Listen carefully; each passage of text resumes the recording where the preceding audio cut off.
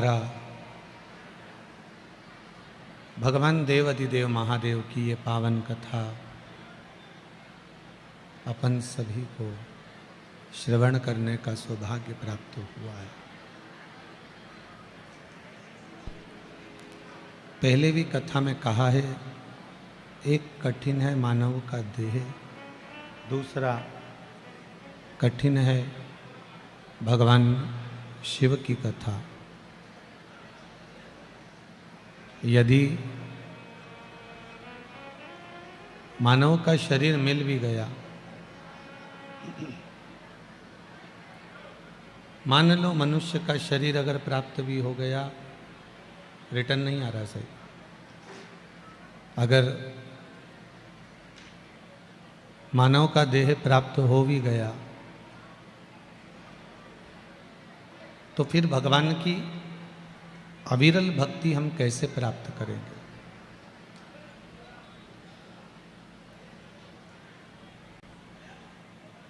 एक दुनिया के लोग आज के समय में मुक्ति पाने का यत्न तो ढूंढ रहे हैं कि हमको मुक्त होना है, हमको मुक्त हो जाना है, पर मुक्ति के साथ में अगर कुछ क्रम है तो वो है मोक्ष। संसार सागर से मुक्त होना तो सरल है कि आप आए हो तो मुक्त तो होना ही है। थोड़ा भी अगर हमने भजन कर लिया, थोड़ा भी स्मरण कर लिया, थोड़ा कीर्तन कर लिया, थोड़ा मंत्र जाप कर लिया तो मुक्त तो हम हो जाएंगे। पर इस मुक्त के साथ में हमें मोक्ष पद की भी प्राप्ति होना चाहिए। मुक्ति होना और मोक्ष होना दोनों में अंतर है। डीले थोड़ा कम करिए। मुक्त होना और मोक्ष होना दोनों में थोड़ा थोड़ा अंतर है। एक योनि से छूटे दूसरे योनि में आ गए, दूसरे योनि से छूटे तीसरी योनि में आ गए, तीसरी योनि से छूटे चौथी योनि में आ गए, चौथी योनि से छूटे फिर पांचवी योनि में आ गए। इसको मुक्त होना कहा। पर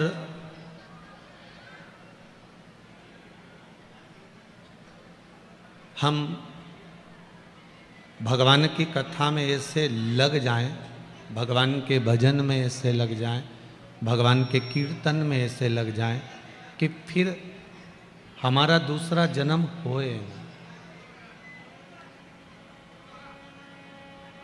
हमारा कोई दूसरा जन्म हमें लेना ही नहीं। जगतगुरु शंकराचार्य जी कहते हैं, पुनरपि जननम पुनरपि मरणम, के प्रपंच से हमको छूटना है। बार बार जन्म लेना या बार बार मर जाना ये एक साधारण सा विषय है। आप इतनी संख्या में आए हो, किस लिए पहुंचे हो? आपके घर के लोग आपसे कह सकते हैं, आपके परिवार वाले आपसे कह सकते हैं, क्यों, कहाँ जा रही हो? तो आप कह दोगे कि हम शिव महापुराण की कथा में जा रहे हैं, हम शंकर की कथा में जा रहे हैं। पर वो पूछेंगे कि शंकर की कथा में जाने पर आपको किस चीज की प्राप्ति होती?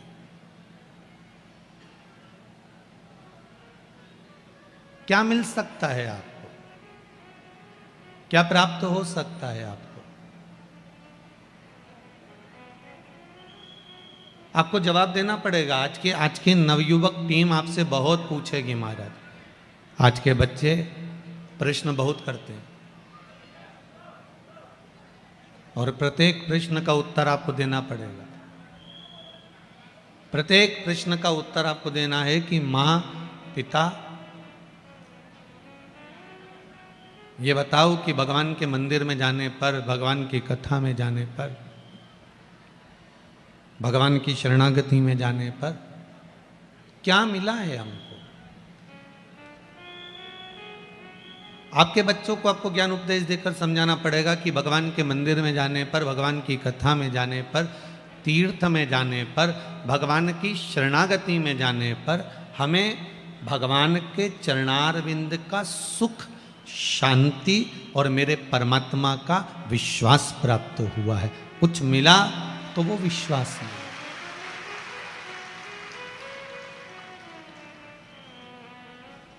हमें भगवान के चरणारविंद का अगर विश्वास प्राप्त हो गया, भगवान के चरणों का एक सुख प्राप्त हो गया, तो फिर हम क्यों भटकेंगे?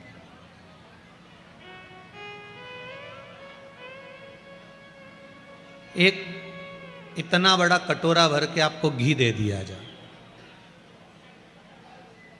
एक कटोरा भरकर आपको घी दिया जाए और आपसे कहा जाए कि एक कटोरा जो आपको घी दिया है, इस एक कटोरे घी को आप पी लो।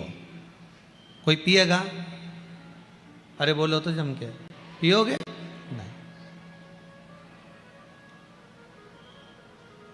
और जितने ये धूप में बैठे हैं, आप पी लोगे एक कटोरा घी?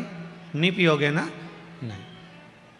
अब वो एक कटोरा घी हम पी नहीं सकते, पर उस एक कटोरा घी को रवे में, आटे में डालकर सेक कर हलवा बना दिया जाए, सीरा बना दिया जाए, तो फिर खाओगे कि नहीं खाओगे? खाओगे ना? फिर तो अच्छे से खा सकते हो। घी ऐसे पी नहीं सकते, पर उस घी को आटे में, रवे में, बेसन में मिलाकर लड्डू, हलवा, सीरा बनाओगे और उसको अपन खा सकते हैं। फिर तो एक कटोरा घी भी नहीं मालूम पड़ेगा साहब। जोरदार जोरदार तरीके से फिर जब खाना चालू करा ना, तो फिर वो घी मालूम नहीं पड़ने वाला। उसी तरह जैसे कटोरा भरकर घी है उसको पी नहीं सकते, उसी तरह ये जीवन एक विष का प्याला है, इसको आप पी नहीं सकते, पर इस जीवन में शिव महापुराण आटे को, रवे को मिलाकर हलवा बना लो तो जीवन का जीने का एक आनंद बदल जाएगा। थोड़ा आटा मिलाना पड़ेगा इस शिव महापुराण का, थोड़ा बेसन मिलाना पड़ेगा शिव महापुराण का, थोड़ा सा रवा शिव महापुराण का मिलाओगे आटे में और तपस्या के गैस पर, तप के चूल्हे पर इसको तपाओगे और थोड़ी थोड़ी भजन की इलायची पीस कर इसमें डाल दोगे, तो ये पक्का है कि स्वाद तो ऐसा जोरदार आएगा कि जिंदगी भर नहीं भूल पाओगे। बस प्रत्येक मनुष्य के जीवन में वो घी का कटोरा भरा हुआ है, पर कोई पी नहीं सकता। दुख है, प्रत्येक मनुष्य के जीवन में ऐसा कोई मानव संसार में पैदा नहीं हुआ जिसको दुख नहीं है।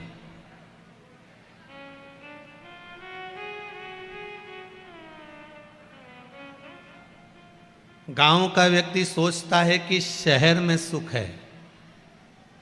कौन सोच रहा है?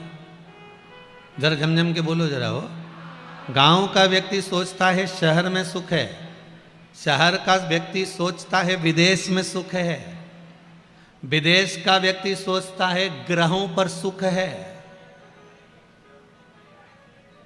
ग्रहों पर रहने वाले सोचते हैं कि भगवान के घर में सुख है।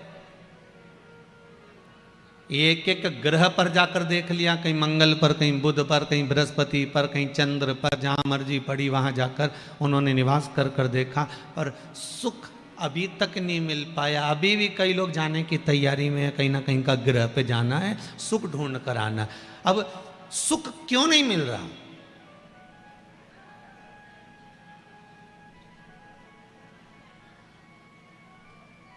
शांति की अनुभूति क्यों नहीं हो रही?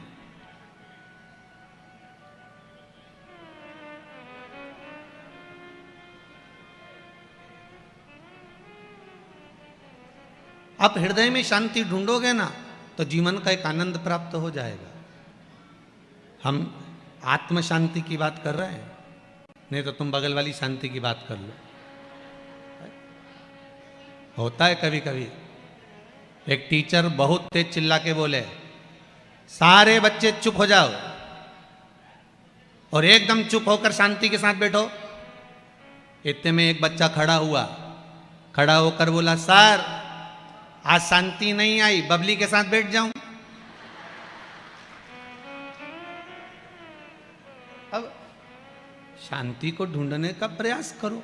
हम वो शांति की बात नहीं कर रहे, हम कर रहे हैं इस आत्म शांति की बात है। इस आत्मा की जो शांति है, हृदय की जो शांति है, उसका जो सुख है, वो सुख कहीं नहीं मिल सकता, उसको पाना है हमको।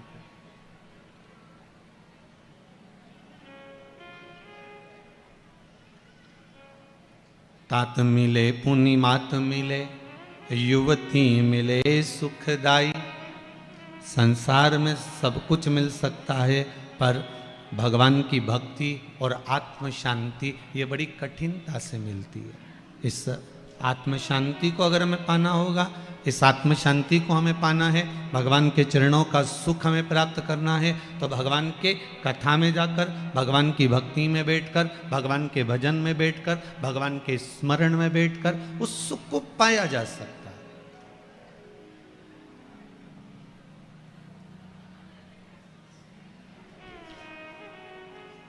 सुख का अनुभव भगवान के चरणों में प्राप्त हो सकता है, और वो सुख ढूंढना पड़ेगा हमें भगवान के चरणों में जाकर। हम बहुत ढूंढ लिया महाराज, हमने दुनिया की सारी वस्तुएं ढूंढी, राजवाड़ा में जाकर भैया यहाँ पर हमको चप्पल भी मिल जाएगी, यहाँ पर हमें सामान भी मिल जाएगा, कपड़ा भी मिल जाएगा, सारी खाने पीने की सामग्री भी मिल जाएगी, दुनिया का भोग और विलास की सारी वस्तुएं भी हमको प्राप्त हो जाएगी। पर कोई बाजार में जाकर कह दे भैया हमें सुख दे दो, हमें शांति का अनुभव करा दो, तो किसी दुकान पर मिल सकता है क्या? नहीं। वो कहेगा गुलदस्ते मिल सकते हैं, गुलाब का फूल मिल सकता है, माला मिल सकती है, सारा साज और सामान मिल सकता है, पर शांति का अनुभव नहीं हो पाए, वो आत्म शांति नहीं मिल पाएगी। उसके लिए कहा मिलता है सच्चा सुख केवल भगवान तुम्हारे चरण में, सुख का अनुभव।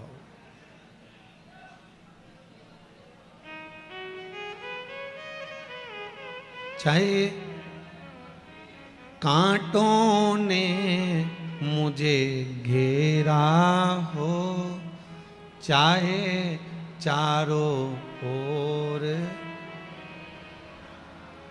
आता है आपको? जरा एक लाइन गाएंगे। चाहे कांटों ने मुझे घेरा हो, चाहे चारों ओर। एक पत्र में अंधेरे की बात लिखी है, इसलिए ध्यान आ गया।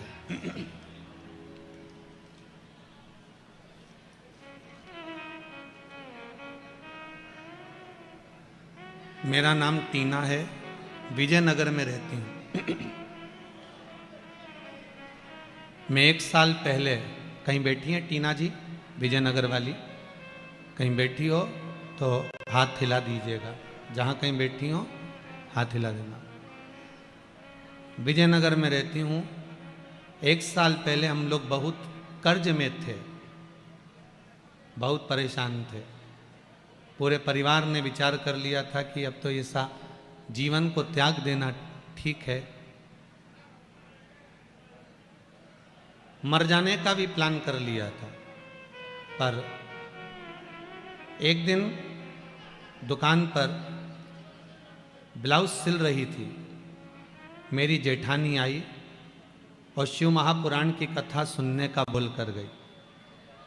मैं रोज सुनने के लिए दुकान पर मोबाइल पर सुनती रही। उसके बाद मैंने पशुपति व्रत प्रारंभ करा और वटकेश्वर का एक बिलपत्र और हनुमान जी के पंचमुखी हनुमान का उपाय करना प्रारंभ करा। अब 1 रुपए का भी कर्जा नहीं है और हमारा व्यापार 4 चौगुना बढ़ गया। ये पत्र बच्ची ने लिखा। हम पहले भी कह के जाते हैं कि जो पत्र आते हैं हम उसको यहीं छोड़ कर जाते हैं। आपको ऐसा लगता हो कि महाराज इन पत्र को पढ़ते होंगे, अब इतना छोटा छोटा अक्षर हमें क्या दिखता होगा, तो पत्र यहीं रहते हैं। आप बाद में माइक पर आपके पहचान वालों से भी पढ़वा सकते हो। ये पत्र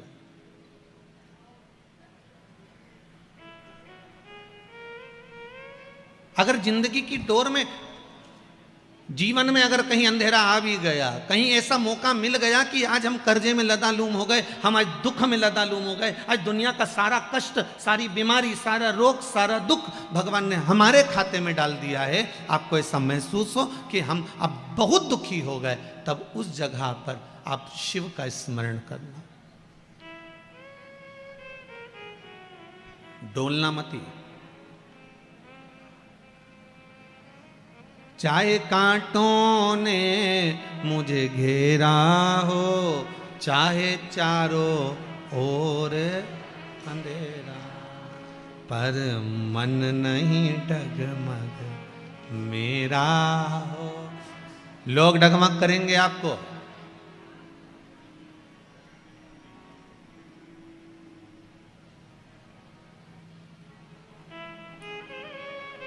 आज प्रेस वार्ता थी, कोई भी बात हम आपसे नहीं छुपाते। इस व्यासपीठ का नियम है कि हम कभी नहीं छुपाएंगे, हम हमारे घर से लेकर बाहर तक की बात कह देते। आज प्रेस वार्ता थी तो एक पत्रकार महोदय ने बहुत सुंदर प्रश्न किया है। उन पत्रकार महोदय के लिए पहले तो जोरदार ताली बजाओ, बहुत सुंदर प्रश्न। एक पत्रकार महोदय ने बड़ा सुंदर प्रश्न किया कि गुरुदेव, बात इतनी सी है कि दुनिया के लोग थोड़े दिन राम की भक्ति करते हैं, थोड़े दिन कृष्ण की भक्ति करते हैं, थोड़े दिन फिर किसी की भक्ति करते हैं, फिर कोई आ जाता है फिर उसकी भक्ति करते हैं, और धीरे धीरे भूलते चले जाते हैं। आपका कुछ कहना है?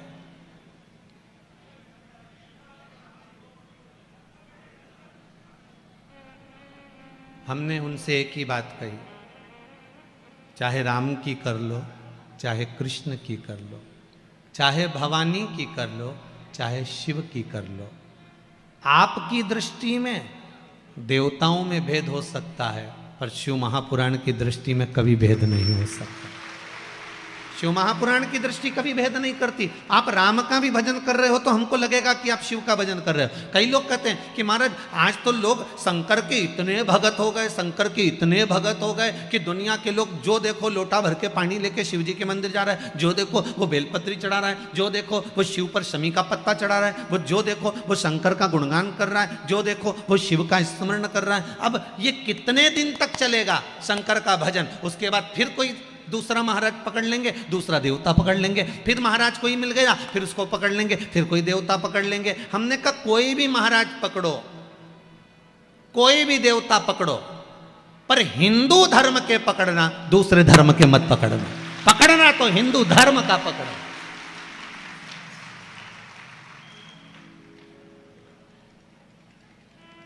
कहीं एंडा बेंडा मत पकड़ लीजो रे, पकड़ो, मना नहीं, पर हिंदू धर्म का पकड़ना।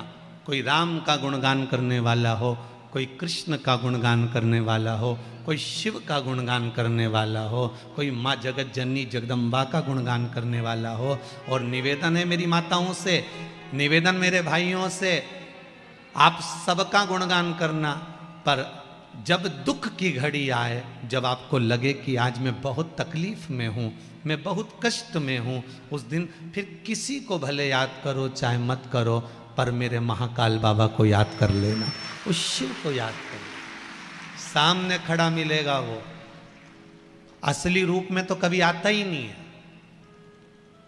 अभी यहां पर शंकर भगवान आके खड़े हो जाएं तो तुम यही सोचोगे जैसे वो नीचे बाबा और नहीं नाचे, पुंगी लेके दो दो।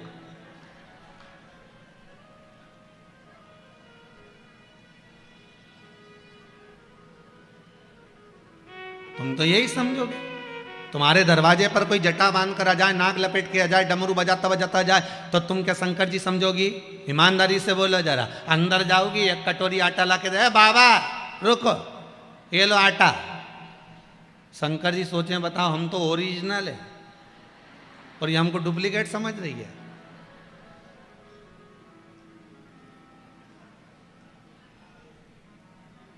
असली तो समझ में नहीं आता। ये असली को पहचानना बड़ा कठिन काम है। दुनिया का सबसे कठिन काम है असली को पहचानना, बहुत कठिन। एक पढ़ा लिखा लड़का उसको नौकरी नहीं मिल रही थी। तो नौकरी नहीं मिली तो उसने गांव में सर्कस आया, सर्कस वाले से कहा भाई हमको नौकरी दे दो। उसने कहा नौकरी तो है पर बंदर के कपड़े पहनना पड़ेंगे और बंदर के कपड़े पहनकर शेर के मुंह में हाथ देना पड़ेगा। कितना मिलेगा? 4000 रुपये मिलेंगे। अब भूखा मरता क्या नहीं करता। उसने कहा बंदर के कपड़े पहनकर हम शेर के मुंह में हाथ दे देंगे। उसने कहा ठीक है। अब उसको बंदर के कपड़े पहनाकर शेर के पिंजरे में छोड़ा। जैसे ही शेर के पिंजरे में छोड़ा और शेर का पिंजरा जो खुला और शेर धाड़ता हुआ जो आया तो ये तो पीछे हटा कि अब तो निपटा। शेर और पास में आया, ये और पीछे हटा। शेर और पास में आया, ये और पीछे हटा। इसको लगा ये शेर मुझे खा जाएगा।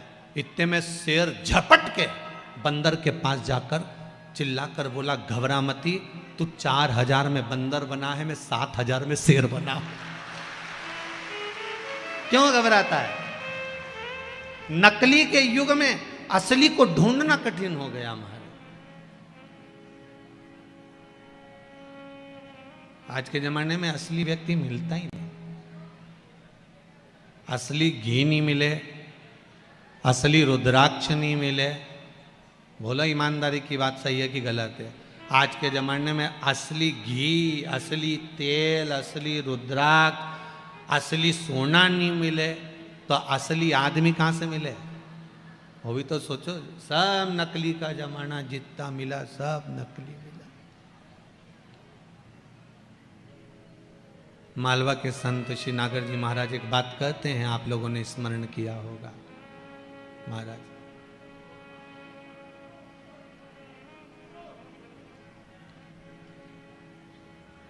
जोगी आया भोगी आया ढोंगी आया रे, जोगी आया भोगी आया ढोंगी आया रे। जब गुरु आया गांव में तो कोई नहीं रे, ऐसो कोई नहीं रे। या हीरा को परखियो राम, कोई नहीं रे। परखदार कहाँ मिलेगा?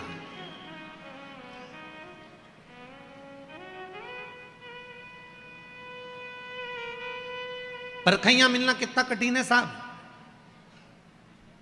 एक व्यक्ति के पास में 2 हीरे थे, बहुत चमकदार, राजसी ठाठ जैसे हीरे। इतने बड़े हीरे पूरे राजभवन में किसी के पास नहीं थे। उस व्यक्ति ने जाकर कहा महाराज मेरे पास में 2 हीरे हैं, एक नकली है एक असली है, आप बता दो इसमें से असली कौन सा और नकली कौन सा है। अगर आपने बता दिया असली हीरा तो ये हीरा मैं आपको दे जाऊंगा। राजा ने हीरे की परख करवाने की कोशिश करी। इतना सुंदर हीरे हैं, इतने सुंदर हीरे हैं, और ये हीरा कम से कम करोड़ों का है, पूरी जायदाद बेच दूंगा तो ये सब बड़ा हीरा नहीं आ सकता। राजा ने अपने जौहरियों को बुलाया, अपने सैनिकों को बुलाया, हीरे की परख करके बताओ हीरा असली कौन सा नकली कौन सा। सब घबरा गए क्योंकि राजा ने कहा सुनो असली हीरा बता देना, तुमसे कह दिया अगर असली हीरा नहीं मालूम पड़ा तो तुम्हारे प्राणों को हर लिया जाएगा। अब कोई एक भी खड़ा नहीं हुआ और एक ने भी जाके हीरा नहीं बताया।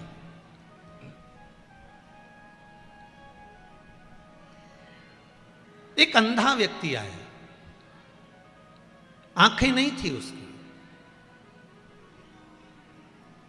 आज राजा ने जो सभा लगाई थी वो राजभवन के अंदर नहीं थी, ठंड पड़ रही थी इसलिए राजभवन के बाहर धूप में सभा लग रही थी। अंधा व्यक्ति ने आकर कहा महाराज मैं बता सकता हूं कि असली हीरा कौन सा है। राजा हंसने लगा, आंख का अंधा देख सकता नहीं है और हीरा बताने चला कि असली कौन सा है। अच्छे अच्छे जौहरी, अच्छे अच्छे मालिक इस हीरे को नहीं बता पा रहे हैं और ये कैसे बता देगा।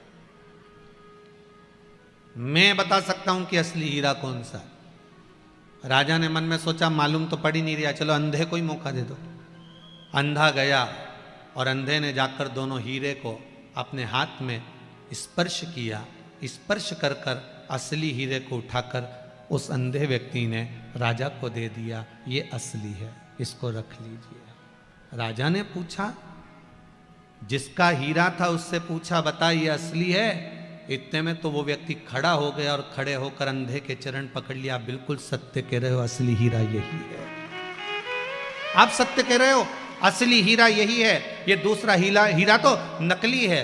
राजा ने उस अंधे व्यक्ति से पूछा, ये बताओ कि तुम कैसे पहचाने कि असली हीरा ये है और ये नकली है? तुम्हारे तो नेत्र नहीं थे, तुम तो अंधे थे, तुम्हारी आंखें नहीं थी, फिर तुम पहचाने कैसे? इतने में अंधे व्यक्ति ने कहा, मैंने जब हीरे का स्पर्श करा, हीरा कितनी भी धूप पड़ जाए, कितनी भी गर्मी पड़ जाए, हीरा हमेशा ठंडा रहता है।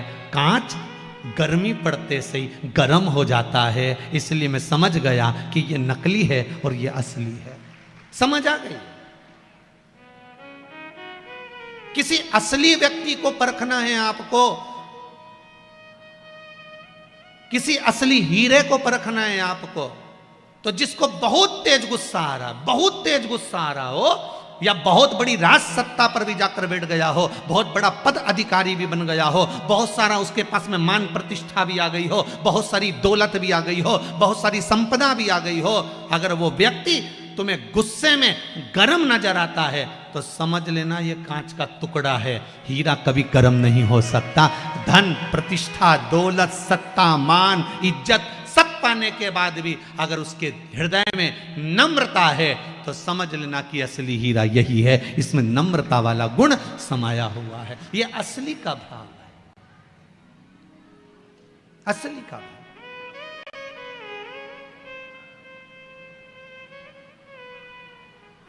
थोड़ा सा मान मिल गया, थोड़ा सा सम्मान मिल गया, थोड़ी सी दौलत मिल गई, थोड़ी सी सत्ता मिल गई, थोड़ा वैभव मिल गया और उसमें हमारा अहंकार बढ़ गया, हम गर्म हो गए, हम सत्ता में, हमारे मद में हम फूल गए, हमें इतनी गर्मी आ गई कि कोई से भी कुछ कह दिया, कोई को भी अपशब्द कह दिया, किसी को भी ताने दे दिए, किसी को भी आड़ा टेढ़ा बोल दिया। तो ये हीरे की परख करना है तो हीरे की परख करने का तरीका है कि मद, सत्ता, वैभव, प्रतिष्ठा आने पर भी आपकी जिह्वा, आपकी वाणी, आपका प्रेम, आपकी करुणा, आपकी वात्सल्यता, आपकी नम्रता आप में होना चाहिए, आप में होना चाहिए। किसी किसी व्यक्ति के पास में पद आ जाता है ना तो वह अहंकार में आ जाता है, अभिमान में, क्रोध आ गया, चिढ़ गया, कुछ भी बोल दिया, शब्द के बाण चल गए, उसी समय समझ लो कि असली हीरा नहीं है,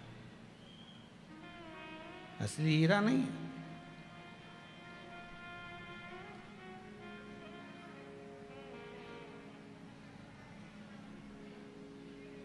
थोड़ा अगर काल घेर भी रहा है, थोड़ी परेशानी हमारे जीवन में बढ़ भी रही है, थोड़ी समस्याएं संसार में अगर आ भी रही है तो उसका निवारण है शंकर की कथा। शंभु शरणे मांगू घड़ी रे, दुख दया करी ने दर्शन आपो। कल रात्रि को कोई जाते समय कह रहे थे, गुरुजी आपको कोई दूसरे भजन नहीं आते क्या?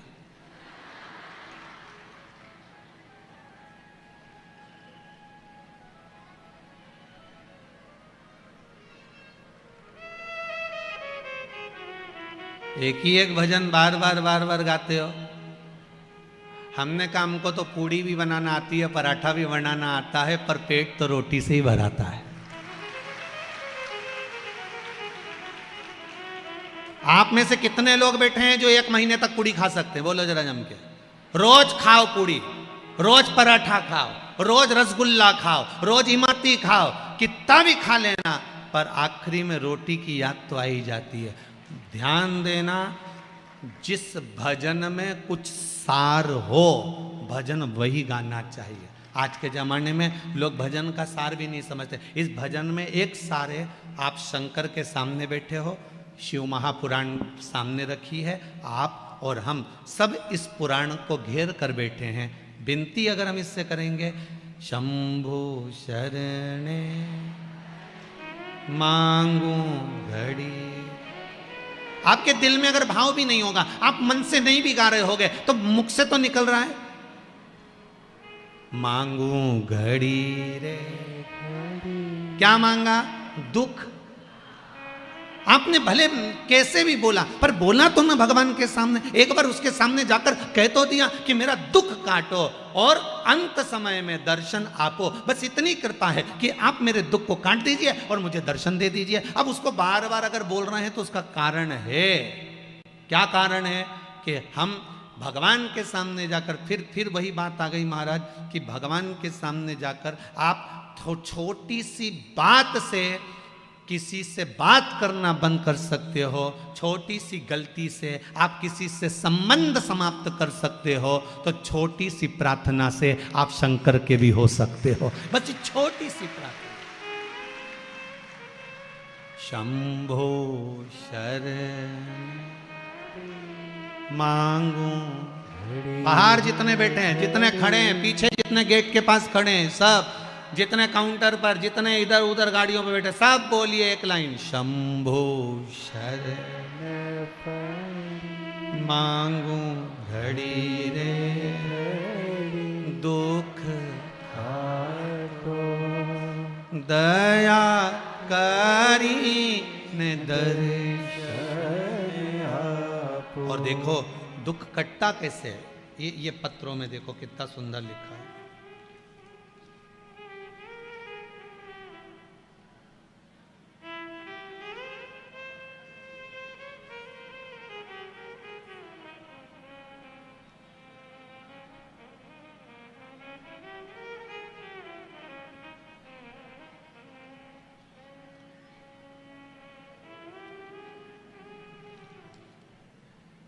शैलजा बेटियां शैलजा रेखा बबली की माताजी लक्ष्मी पांडे, इन्होंने लिखा है। कहाँ बैठी हैं जरा हाथों हिलाएंगी?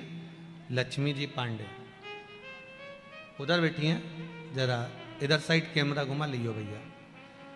इन्होंने लिखा है,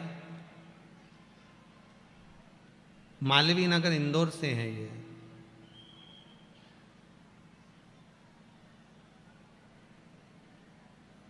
एक बीमारी ब्लॉकेज का ऑपरेशन डॉक्टर ने बोल दिया था कि इनको रोग हो गया है, नसें चोक हो गई है और ऑपरेशन कराना जरूरी है।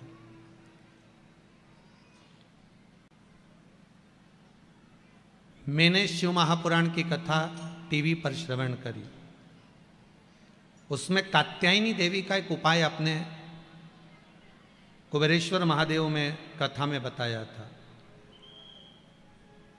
मैंने 1 महीने तक वो उपाय करवाया और उसके बाद मैंने डॉक्टरों से चेक करवाया, तो डॉक्टरों ने दवाई भी बंद कर दी है और ऑपरेशन का भी मना कर दिया। ये पत्र बाबा की कृपा हो गई आप पर, बस बाबा की यही कृपा। विराजिए, बैठिए, बैठिए। श्री शिवाय नमस्तुभ्यम। जहां फिर निवेदन करेंगे, सारे डॉक्टरों के बाद भी एक डॉक्टर बैठा है, एक बाबा बैठा हुआ है। जब सब जगह से हार जाओ, सारी दुनिया से जब सब मुख मोड़ लें, सब जगह से जब हार जाओ, तब उस शंभू की शरण में चले जाओ। उसके चरणों में जाकर उसका निवेदन उसको करो।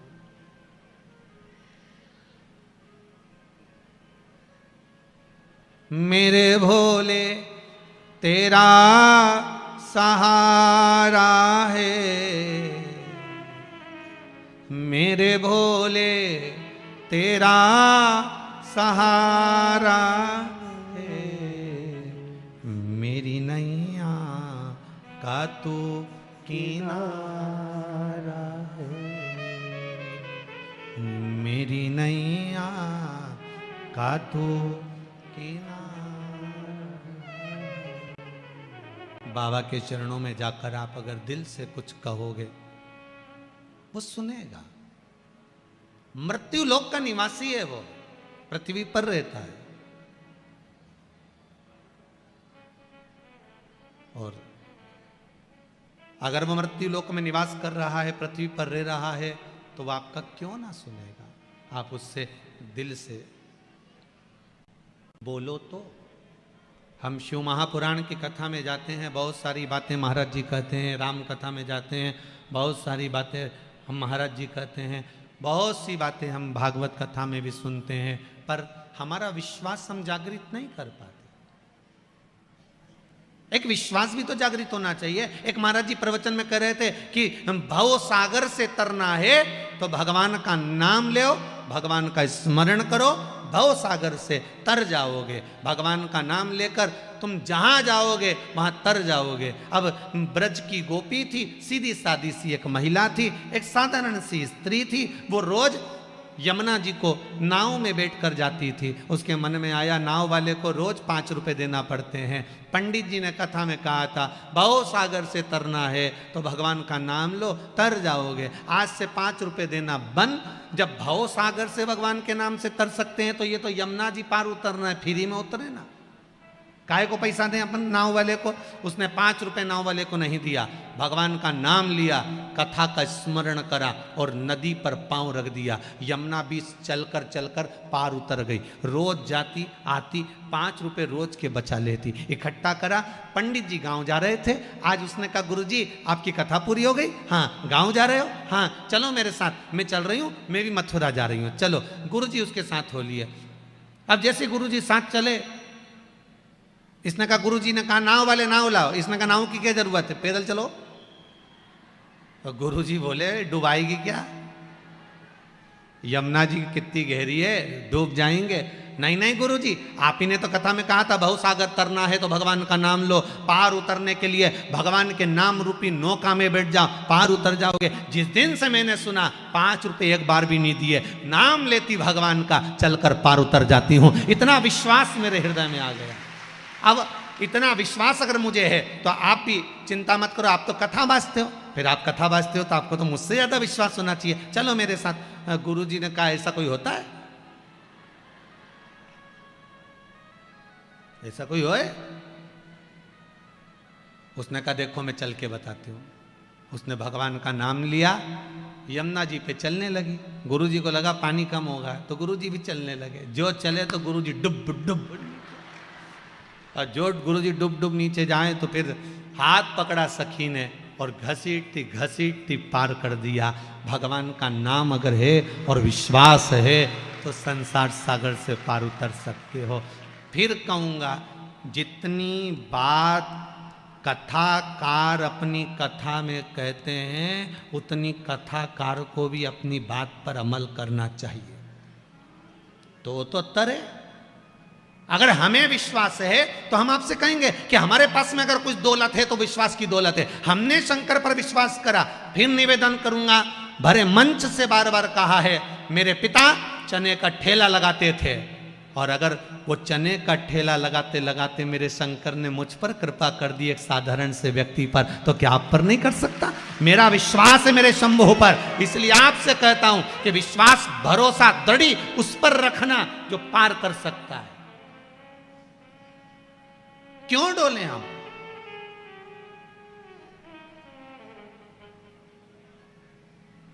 कभी एक आध बार तो हम भगवान से कह सकते हैं, भगवान तुम्हारे बिना मुझे नींद नहीं आ रही। रोज फोन लगा के बोलती मुझे तुम्हारे बिना नींद नहीं आ रही। कभी भगवान से भी तो कहो कि मैं जब तक तुम्हारा गुणगान ना करूं, जब तक मैं श्री शिवाय नमस्तुभ्यं का जाप नहीं कर लेती, जब तक मैं शिव महापुराण की कथा रात्रि को 15 मिनट पलंग पे नहीं सुन लूं, व्हाट्सएप पे, फेसबुक, यूट्यूब पे, तब तक मुझे नींद नहीं आती। आप में से कितने लोग हैं जो रात्रि को कथा सुन के सोते हो? कथा सुन के सोते हो? अरे वाह, जोरदार ताली। बहुत बहुत साधुवाद, बहुत बहुत साधुवाद। होना चाहिए। मेरा नियम है, मैं रात्रि को कथा सुनकर सोऊंगी, चाहे कुछ भी हो जाए। 5 मिनट सुनूंगी, 2 मिनट सुनूंगी, पर शिव महापुराण का स्मरण कर कर सोऊंगी, तभी जब शंकर का स्मरण कर लूंगी। क्यों? तो कह ऐसा सुना है, जिसका स्मरण कर कर सोते हैं ना, वो जरूर सपने में आकर दर्शन देता है। उसकी कथा सुनकर सोऊंगी, वो जरूर आएगा, वो जरूर मिलेगा। विश्वास जागृत हो। कितने अच्छे अच्छे लोग गाना गाते हैं, तुझसे मिलने के लिए तेरी कसम। तो ऐसा एकाध बार भगवान सामने शिव, मेरे भोले तेरा सहारा है, मेरी नैया का तो उस विश्वास जागृत करो, भाव जागृत करो।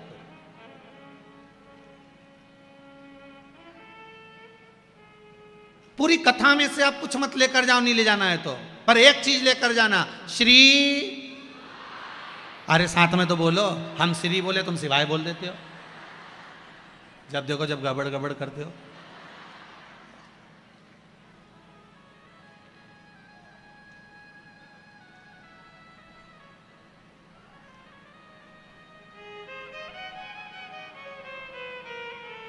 फिर से बोलो जरा, श्री शिवाय नमस्तुभ्यम। कथा में से अगर लेकर जा रहे हो कुछ अच्छी चीज धारण कर कर ले जाओ, कुछ मत ले जाओ कथा में से तो मंत्र शंकर का, शिव महापुराण का मूल मंत्र है श्री शिवाय नमस्तुभ्यम, ये ले जाओ।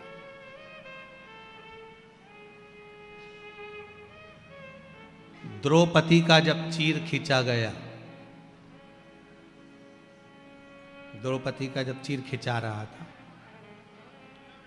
5 पति वहीं बैठे थे, कोई उठा जम के तो बोलो नहीं। भीष्म पितामह वहां बैठे हुए थे, उठे नहीं उठे।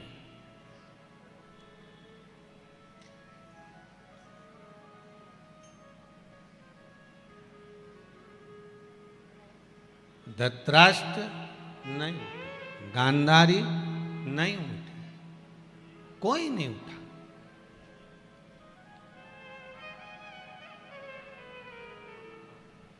द्रौपदी रोती रोती अपने गुरुजी के सामने गई, गुरु द्रोणाचार्य के सामने, गुरुदेव मैंने आपसे गुरु मंत्र लिया, शिष्य हूं मैं आपकी,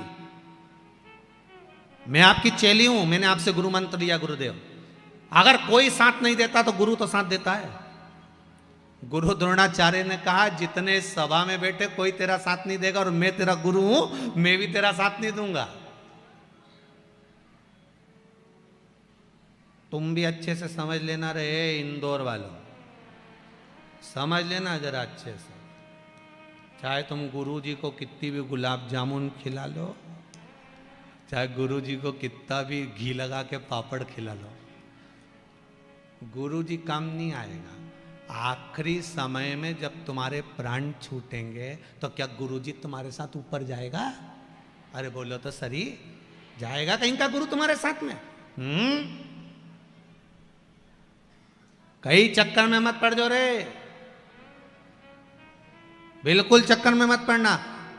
गुरु द्रोणाचार्य करें द्रौपदी, इस सभा में जितने बैठे हैं कोई तेरा साथ नहीं निभाएगा, तेरे परिवार वाले, तेरे कुटुंब वाले, तेरे साथी। ये द्रौपदी के लिए गुरु द्रोणाचार्य नहीं करे, आपके लिए भी करें, जितने तुम्हारे परिवार में रह रहे हैं। एक भाई के पास में बहुत सारी दौलत है, दूसरा भाई कंगाल है, बड़े भाई के पास जब इतनी दौलत है तो 5-10 लाख रुपए छोटे को दे सकता है? जम के तो बोलो नहीं। दूसरा पैसा खाकर भग जाएगा तो भाई उसका बाल बाका नहीं कर पाएगा, और सगे भाई ने 50,000 खा लिए तो टोच के मार देगा। ये तो रिश्ते, ये संबंध, ये नाते। गुरु द्रोणाचार्य करें, जितने सभा में बैठे कोई तेरा साथ नहीं निभाएगा। और गुरु द्रोणाचार्य ने कहा, सुन रहे द्रौपदी, तेरे पति भी तेरा साथ नहीं निभाएंगे। सुन ले द्रौपदी, मैं गुरु हूं, मैं भी तेरा साथ नहीं निभाऊंगा, पर एक बात याद रखना द्रौपदी, मैंने तुझे जो गुरु मंत्र दिया था उस मंत्र को जपना प्रारंभ कर दे, वो साथ निभा जाएगा। उसको जप ले।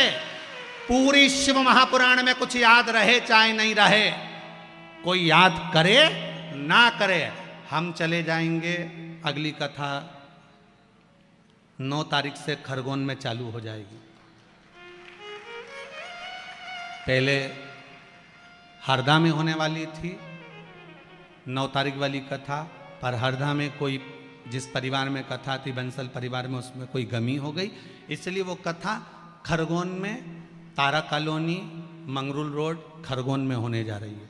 तो हम तो चले जाएंगे 9 तारीख से 15 तारीख तक माँ कथा रहेगी, उसके बाद चले जाएंगे छिंदवाड़ा के पास कथा है, फिर माँ से भिलाई कथा है, तो कथाएं तो चलती रहेगी। पर हम फिर निवेदन कर रहे हैं, सियोर वाला महाराज तो अपनी जगह चले जाएगा, रिश्तेदार अपनी जगह चले जाएंगे, कुटुंब कबीला अपनी जगह चले जाएगा, टेंट बाद में उखड़ जाएगा, सब कोई अपनी जगह चले जाएंगे। तुम्हारे भीतर भी पूरी शिव महापुराण भले तुम्हें याद नहीं रहे, मत रहने दो।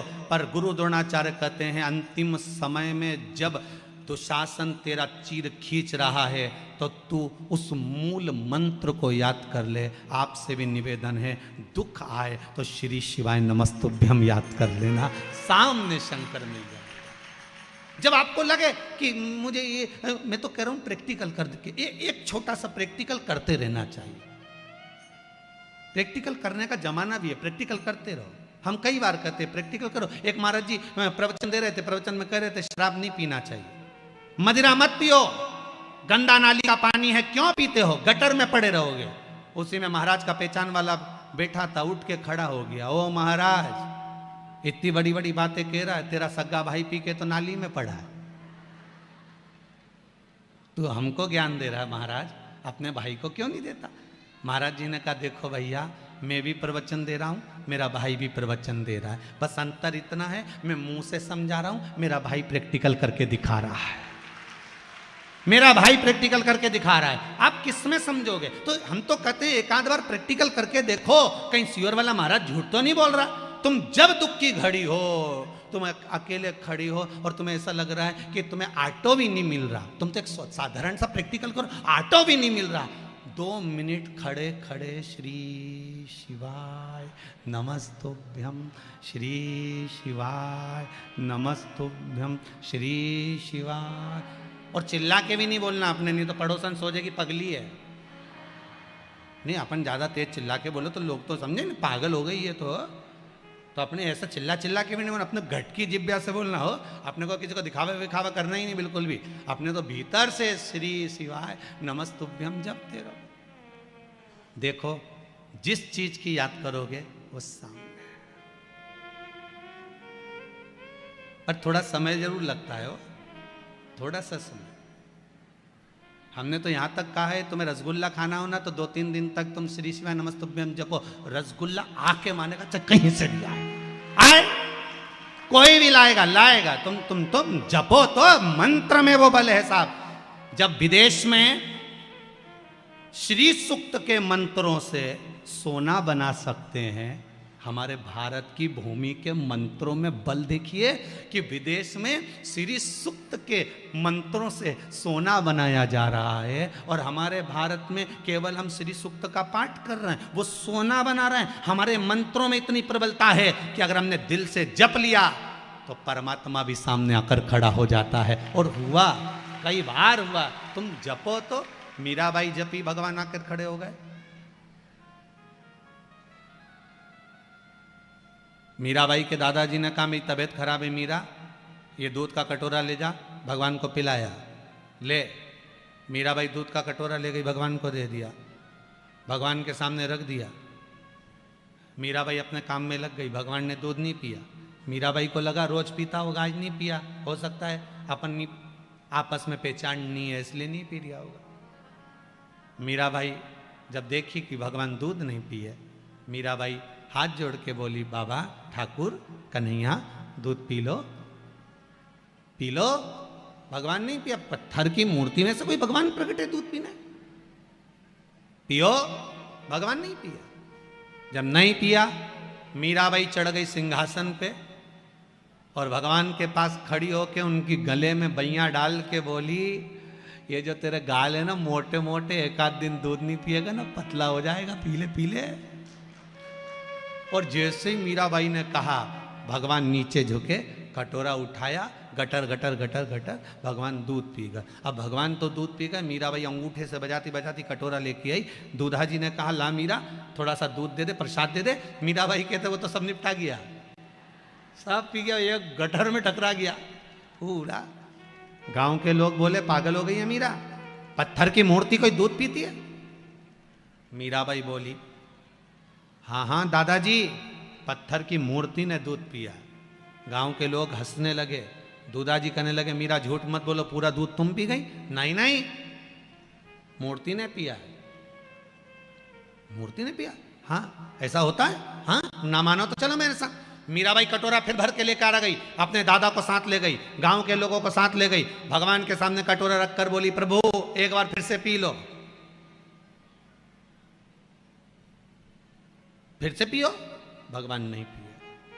मीरा की आंख में जल भर गया। गांव के लोग मुझे झूठा समझेंगे। मीरा फिर सिंहासन पर चढ़ गई, भगवान के गले में बैया डालकर बोली, अगर दूध नहीं पिया तो बाप की सौगंध है तेरे को।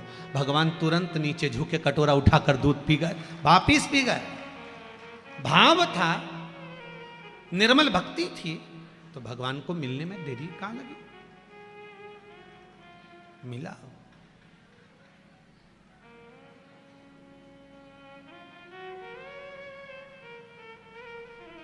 उसको पाने का तरीका आना चाहिए। आपका भाव अगर शुद्ध है तो भगवान मिलता जरूर। जपो, मूल मंत्र का स्मरण करो, श्री शिवाय नमस्तुभ्यम, श्री शिवाय नमस्तुभ्यम।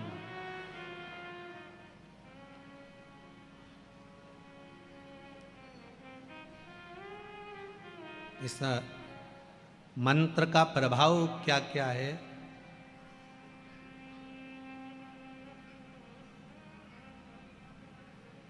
उसका मैं क्या वर्णन करूं? ये एक पत्र है, एक माँ ने लिखा है, मेरे बेटे का जॉब नहीं था,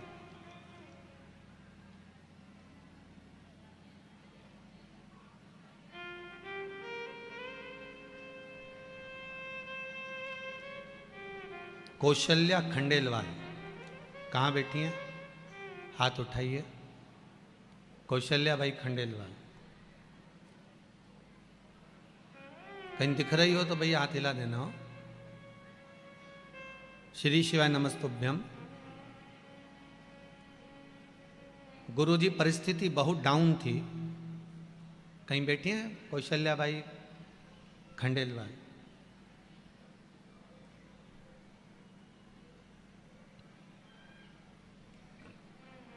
भूखे मरने की नौबत थी, कुछ भी नहीं था।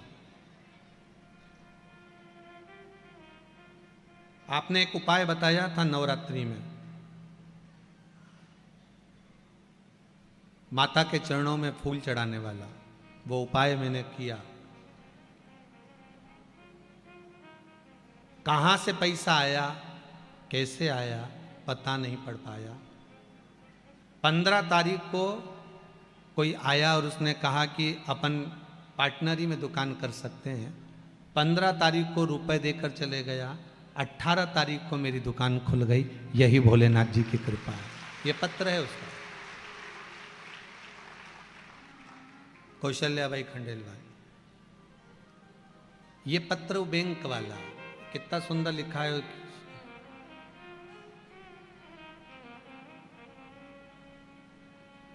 गुरुजी पहली बार श्राद्ध पक्ष की कथा में कुबेरेश्वर धाम आई थी मैं, सीहोर। पशुपतिनाथ का व्रत किया है।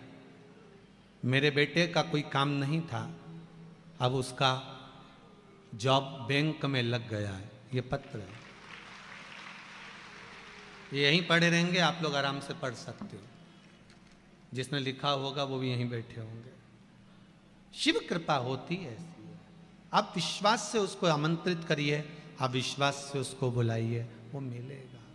श्री शिवाय नमस्तुभ्यम, श्री शिवाय नमस्तुभ्यम, श्री शिवाय नमस्तुभ्यम, श्री शिवाय नमस्तुभ्यम, श्री शिवाय नमस्तुभ्यम, श्री शिवाय नमस्तुभ्यम। श्री मेरे द्वारका नाथ पधारो, द्वारकाधीश ने। तीसरा खड़ा था, उसने कंकर उठाया, हाथ में रखा, बाबा भोलानाथ शंभो, ओ भोला। जो आवाज लगाई, सामने शंकर खड़े हो गए, सामने आ। थोड़ी देर बाद राम जी आ गए, भगवान कृष्ण जी आ गए। इतने में राम जी वाला बोला, प्रभु मैंने सबसे पहले आपको बुलाया था, आप क्यों नहीं आए? राम जी बोले, तूने बोला था अयोध्या के राजा राम पधारो।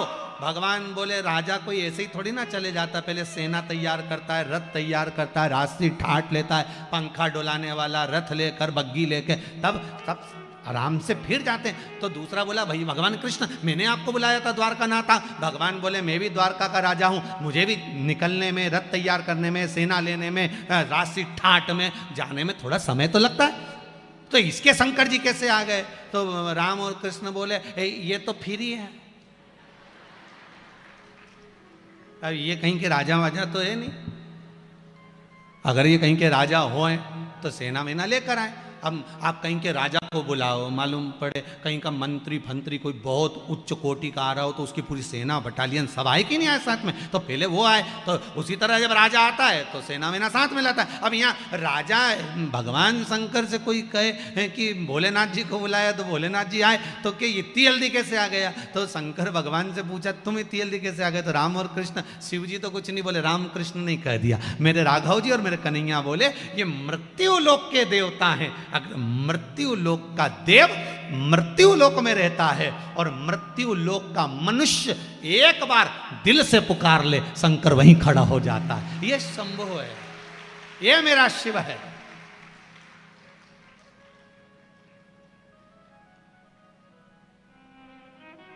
उसको पुकारो तो। मां अहिल्याबाई ने कितनी बार पुकारा और मेरा शंकर आके खड़ा हुआ, मेरा शिव है सामने। माता अहिल्याबाई जब जब संकट में आती थी, माता अहिल्याबाई जब जब डोल जाती थी, माता अहिल्याबाई सामने जब खड़ी हो जाती और डोल जाती, आज दिल की सुनो कि दिमाग की सुनो, माता अहिल्याबाई सोच में पड़ जाती थी, तब शिव को याद करती थी। सामने शंकर के शिवलिंग को लेकर खड़ी हो जाती थी मां अहिल्याबाई और शिव को याद कर कर कहती थी, आप बताओ मैं दिल की सुनूं कि दिमाग की सुनो? शंकर आकर कह देते, जो तेरा दिल करे वो कर ले, दिमाग की मैं देख लूंगा। मेरा भोलेनाथ आकर माता अहिल्याबाई को समझा कर चले जाता है, मेरा शंभू माता अहिल्याबाई के सामने आकर खड़ा हो जाता था। तो आपके सामने क्यों नहीं होगा? और आप तो इंदौर में रहते हो, अहिल्याबाई की नगरी में, आपकी तो वैसे ही अहिल्याबाई से पहचान अच्छी है, क्योंकि रोज राजवाड़ा से निकलते हो, उनके घर के सामने से निकलते हो, तो तुम्हारी तो पड़ोसन ही हुई ना, पहचान तो बड़ी ना। अब जब उनकी पहचान तुमसे, तो उनकी शंकर जी से है, तो तुम्हारी भी शंकर जी से।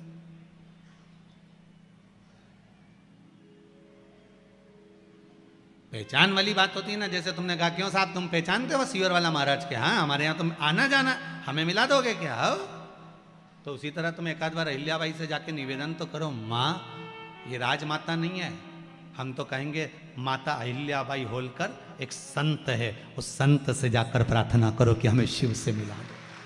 वो राजमाता अपनी जगह पर है, पर एक संत भी है, एक साधु, एक तपस्वी, एक साधक, एक उपासक। माता अहिल्याबाई होलकर भगवान की भक्ति में डूबने वाली एक साधक भी है, एक संत भी है, एक साधना में रहने वाली एक भगवंत भी है, उपासक भी है।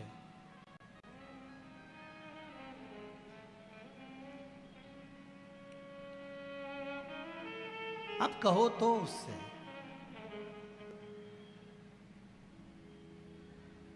चाहे चारों ओर अंधेरा हो, चाहे मौत ने मुझको घेरा, पर मन नहीं डगमग मेरा हो, रहे ध्यान तुम्हारे चरणों में, रहे तुम्हारे चरणों। पूर्ण विश्वास के साथ आप शिव की आराधना करें, पूर्ण भरोसे के साथ आप शंकर का अनुमोदन करें।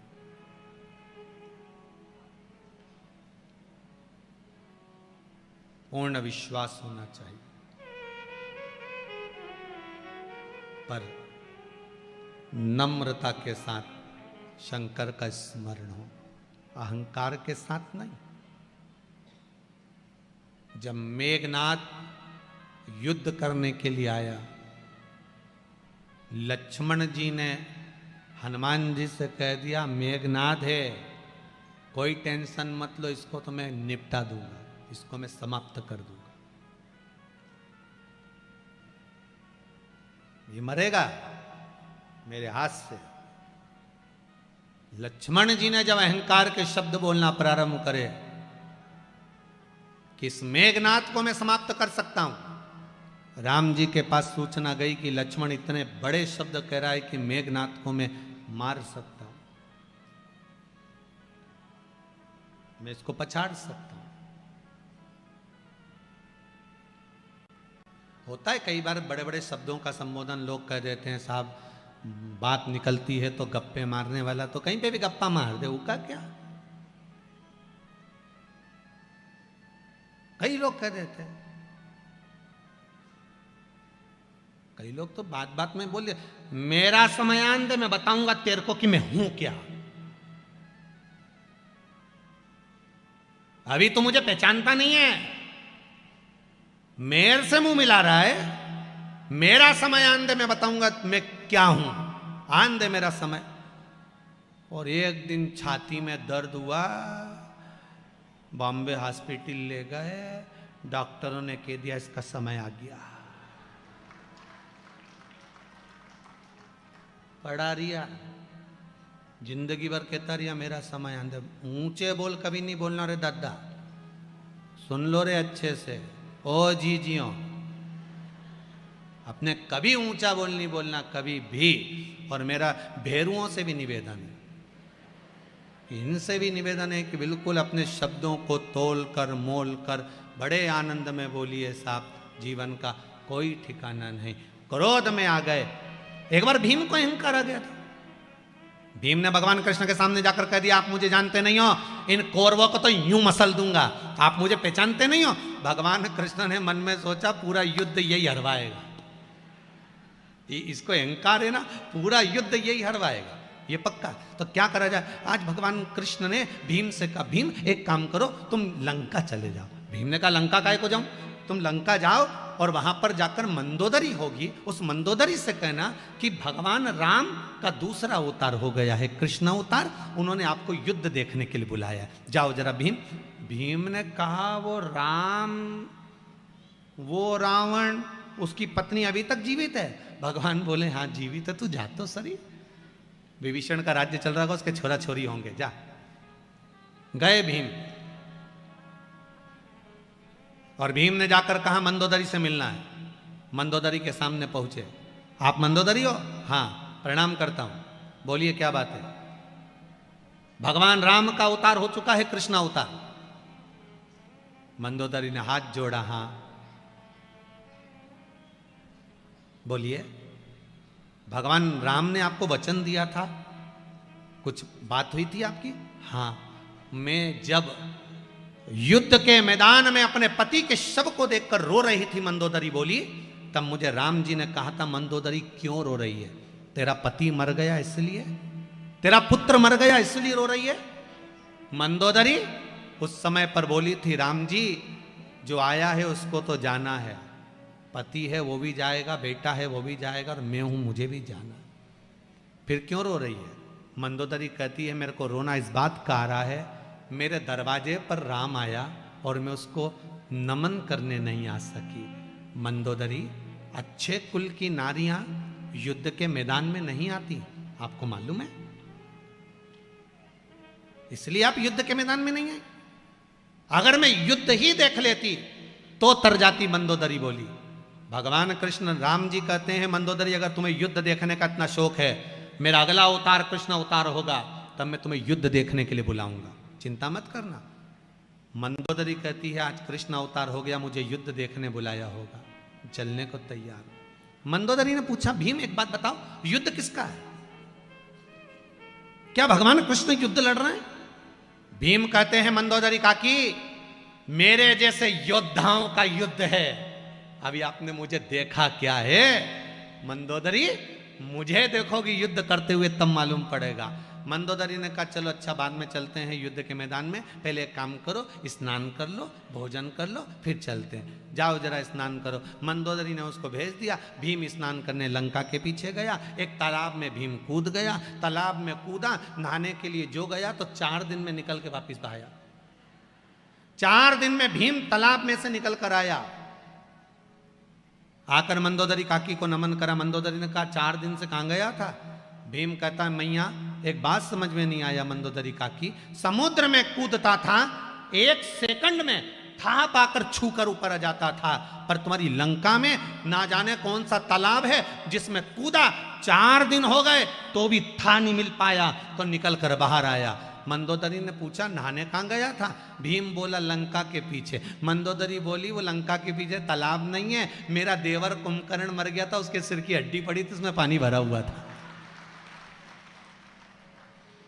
मेरा देवर कुंभकर्ण मर गया था जिसके सिर की हड्डी में पानी भरा था, उसमें नहाने में भीम तुझे 4 दिन लग गए, और तू कहता है मेरे जैसे शूरवीरों का युद्ध है?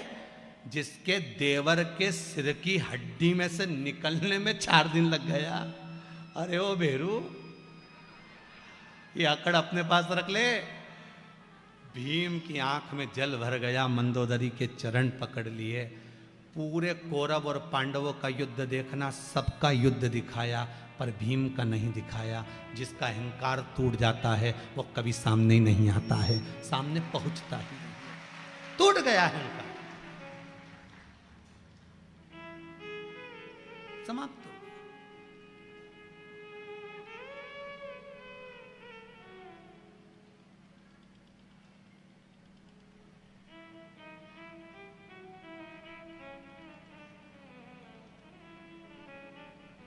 अहंकार चले गया उसका। महाराज आज लक्ष्मण जी को अहंकार था। लक्ष्मण जी कहते मेघनाथ को मैं मार सकता हूं। भगवान ने बुलाया लक्ष्मण को एक कटोरा दे दिया, कटोरा ले जा, भिक्षा मांग कर ला जा। युद्ध के मैदान में मैं भिक्षा मांगू? हाँ, किससे मांगना है? राम जी ने कहा सबसे पहला व्यक्ति जो मिलेगा उससे भिक्षा मांग कर ला, चले जा यहां से। लक्ष्मण जी कटोरा लेकर गए तो रावण के ही सैनिकों में से एक सैनिक मिल गया। लक्ष्मण जी ने मन में सोचा बताओ इससे भीख मांगना पड़ रही भिक्षा। सैनिक से कहा भिक्षाम दे, कुछ दे दो। सैनिक ने थोड़ा सा अनाज दे दिया, लक्ष्मण जी ने ले जाकर राम जी को दे दिया। युद्ध प्रारंभ हुआ। मेघनाथ ने ब्रह्मास्त्र शिवास्त्र सारे छोड़े। लक्ष्मण ने सबको प्रणाम करा, नमन करा। आखिरी में मेघनाथ के प्राणों को हर लिया। हनुमान जी के मन में यह बात सटपटा रही थी कि भगवान ने इससे भिक्षा क्यों मंगवाई। जब मेघनाथ को मारकर लक्ष्मण जी आ गए, प्रणाम करा भगवान को, तब हनुमान जी ने पूछ लिया एक बात तो बताओ प्रभु, आपने लक्ष्मण से भिक्षा क्यों मंगवाई थी? युद्ध के मैदान में आप लक्ष्मण से भिक्षा क्यों मंगवा रहे थे? भगवान कहते हैं हनुमान, मैंने लक्ष्मण से भिक्षा इसलिए मंगवाई थी कि इसका अहंकार समाप्त हो जाए और इसका हृदय में नम्रता आ जाए। मेघनाथ को मारना सरल नहीं था। नम्रता लेकर जब सामने खड़ा हुआ, शिवास्त्र आया, ब्रह्मास्त्र आया, सारे अस्त्र को लक्ष्मण जी ने प्रणाम करते गए, नमन करते गए, नमन करते गए, स्वीकार करते गए, तो ना शिवास्त्र कुछ बिगाड़ सका, ना ब्रह्मास्त्र कुछ बिगाड़ सका। इसलिए मेघनाथ मर गया, लक्ष्मण की विजय हो गई। जब नम्रता लेकर संसार के सामने जाओगे तो यह पक्का है विजय होकर ही आओगे। नम्रता रखिए। जो कल्ले हैं वो तो टूट जाएंगे। अकड़ना मुर्दे की शान है और झुकना जीते की पहचान। कितने लोग जिंदा हैं? जो अकड़ रहे थे वो तो मर गए। जो ज्यादा अकड़े नहीं, तुम्हारे सामने जो अकड़ की बात करे तो कहना मरा हुआ है तो रे।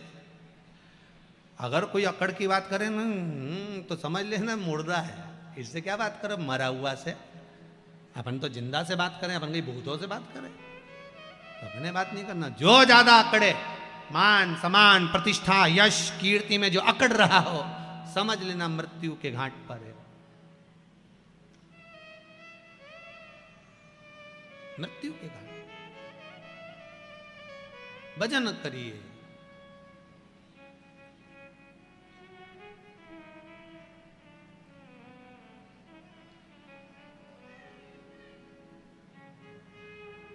महाराज, जब भजन में चित्त लग जाएगा तो एक आनंद की अनुभूति हो जाएगी। आनंद की अनुभूति।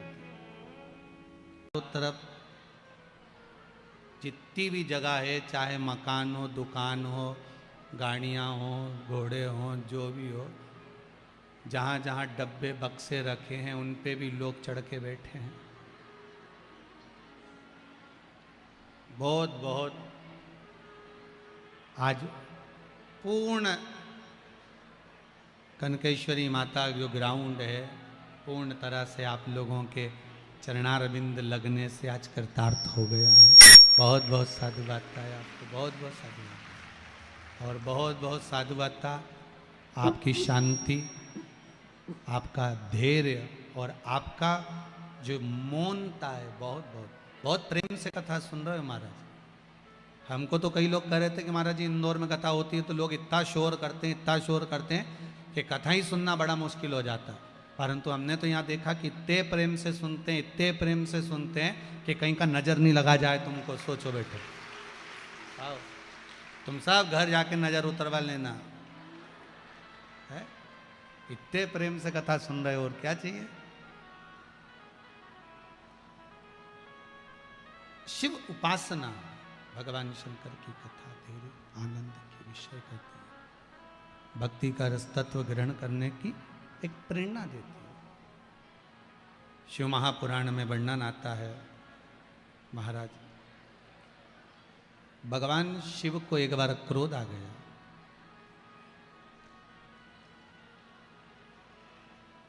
देखिए, भगवान विष्णु, भगवान ब्रह्मदेव और भगवान शंकर, शिव का जो प्रागट्य है वो संहार के लिए, कि हमें सब कुछ नष्ट करना है, संहार करना। पर भले सब कुछ नष्ट करना है, पर फिर भी शंकर भगवान हर कभी क्रोध नहीं करते। मेरा शिव, अगर ये जरूरी नहीं है कि आपको अगर कोई पद मिला है, आपको अगर कोई चीज मिली है तो आप उसका दुरुपयोग करो। शंकर भगवान रुद्र हैं, पर यह जरूरी नहीं है कि वो बार बार क्रोध करें, बार बार क्रोधित हों। ये शिव जी नहीं जानते।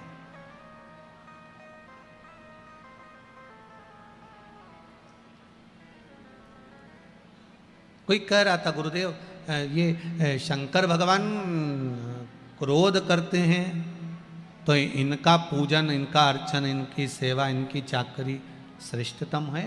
क्यों नहीं है? क्यों नहीं कर सकते?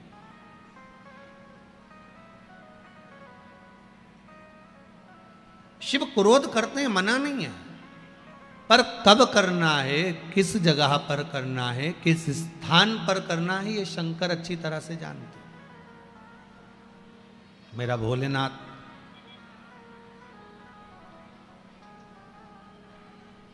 किस जगह पर कितना क्रोध करना है। देखो, एक माता पिता अगर बच्चे पर बार बार क्रोध करेंगे तो बच्चा आपका कहना मानेगा क्या? जरा जम के बोलिए, मानेगा क्या? एक बहू को बार बार टॉर्चर करोगे, बार बार बोलोगे तो बहू आपकी कहना मानेगी क्या? नहीं। बेटा आपका कहना मानेगा क्या? नहीं। आप बार बार क्रोध करोगे तो नहीं मानेगा। हाँ, उस क्रोध को बचा कर रखो, जब जरूरत हो उस समय पर आप बोलोगे तो उसको स्वीकार करेगा।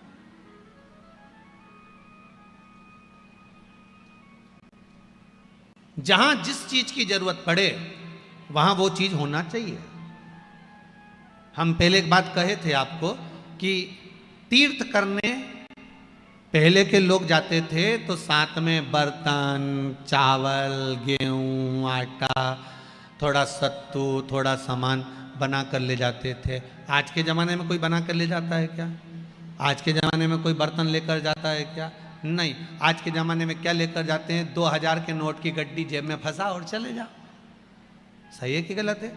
बस कड़कता हुआ नोट जेब में होना तो गर्म पानी भी मिलेगा, कड़कता हुआ जेब में नोट होगा तो फिर तुमको भोजन भी मिलेगा, जो चाहो। फिर तो तुमको मीन समझ गए क्या? वो चाउमीन भी अगर मांगोगे तो मिल जाएगा, गोलगप्पा भी मांगोगे तो मिल जाएगा। आप अगर जा रहे हो फिर तो आपको प्राप्त हो जाएगा। आपके पास में, आपकी जेब में अगर धन है, 2000 के नोट की गड्डी, 500 के नोट की गड्डी आपकी जेब में पड़ी हुई है, 200 के नोट की गड्डी पड़ी है, 100 के नोट की गड्डी पड़ी है, कड़कता हुआ नोट आपकी जेब में है, तो आपको सारा सामान आपको हाथ की हाथ मिल जाएगा, कुछ ले जाने की जरूरत नहीं है। उसी तरह जीव जब यहां से जाता है, कुछ लेकर जाता है क्या? कुछ भी नहीं। क्यों? फिर क्यों लिखा है गरुड़ पुराण में कि ऊपर जाओगे तो जैसा दोगे वैसा मिलेगा, तुम्हें डनलप का गद्दा मिलेगा, एसी का रूम मिलेगा, सोने की थाली में भोजन मिलेगा, बैकुंठ में इतना सुंदर कमरा, इतना सुंदर कक्ष मिलेगा। ये सब क्यों कहा जाता है कि आपको इतना सब कुछ प्राप्त होगा, इतना सब कुछ मिलेगा? उसका कारण क्या है? तो शास्त्र कहता है भगवान के नाम की गड्डी अगर हृदय में बांध कर ले जाओगे तो सारा सुख वैकुंठ में भी प्राप्त हो जाएगा। बस भगवान के नाम की गड्डी होना चाहिए। भगवान का नाम साथ में होना चाहिए। कलयुग केवल नाम आधारा, सुमर सुमर नर उतरहि पारा। कलिकाल में केवल एक नाम की आधारशिला है। भगवान के नाम को आधार बनाकर जो भगवान की अविरल भक्ति में डूबता है उसकी नैया पार। क्रोध करो, मना नहीं है, पर जरा जरसी बात में क्रोध करो, ये कहां की बात है? पत्नी और पति दोनों के क्रोध में एक अंतर है। क्या अंतर है पत्नी और पति के क्रोध में? जम के बोलो जरा, किसी को मालूम हो तो जरूर बताना। पति और पत्नी के क्रोध में एक अंतर है। पति क्रोध में होता है तो लड़ झगड़ के बाहर जाता है, घर से बाहर चले जाता है, और पत्नी क्रोध में होती है तो लड़ झगड़ के कमरे के अंदर चली जाती है। अंतर है कि नहीं दोनों में? बोलो सही है कि गलत है? पति को झगड़ा होगा, गुस्सा आएगा, क्रोध आएगा, लड़ेगा, झगड़ेगा, तो तुरंत मैं तो जा रहा तेरे से, तो बात करना ही बेकार है, वो जाए वो जाए वो जाए। और पत्नी को अगर गुस्सा आया, लड़ झगड़ के, तो ये अंदर गई, कुंडी लगाई, तकिया में मुंह और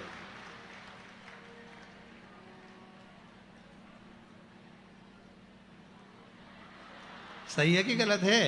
अरे बोलो तो सही। कभी तुमने किसी की लड़ाई में देखा कि पति अंदर घर में गया और पत्नी बाहर गया? वो नहीं जाए। वो पत्नी इतनी विचित्र हो, और महाराज धर्म पत्नी है, वो फर्ज अदा करती है, कितना भी झगड़ा हो जाए, कितनी भी लड़ाई हो जाए, वो के मैं तो नहीं जाऊंगी, जा घर से कमरा के अंदर चली जाए ने, तकिया में मुंडा रख के फिर बिनकती फिरे, रोती फिरे, कोसे किसको? जिसने बीच में रहकर शादी कराई थी। बाकी क्या किसी को थोड़ी ना कोसे, बताओ, वो उसको ही कोसे।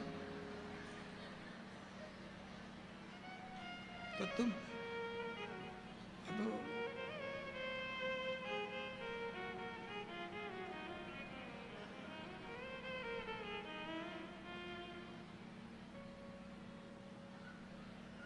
वो अंदर जा रही है रोने के लिए, वो बाहर चले गया क्रोध। क्रोध होता है कभी कभी। एक व्यक्ति झगड़ा कर कर बाहर गया, उसने कसम खा ली कि अब मैं घर ही नहीं आऊंगा चाहे कुछ भी हो जाए।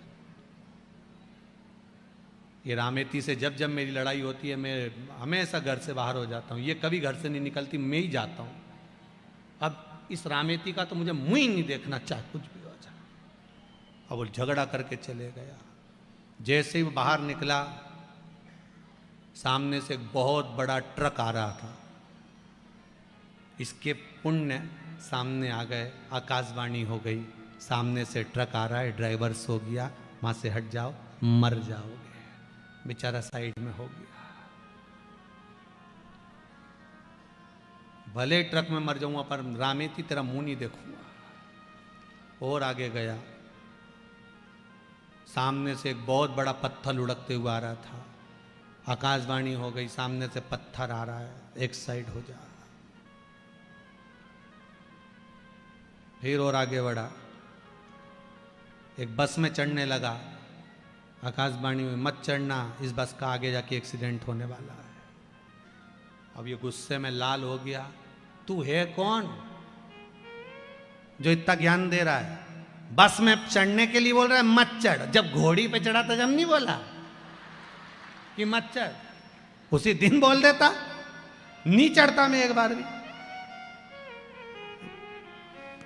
इतना में रामेती ने अपने छोरा उनको बोला, जरा थारा फिर पिताजी के देखिए, अरे सुबह से रोटी वोटी नहीं खाई हो।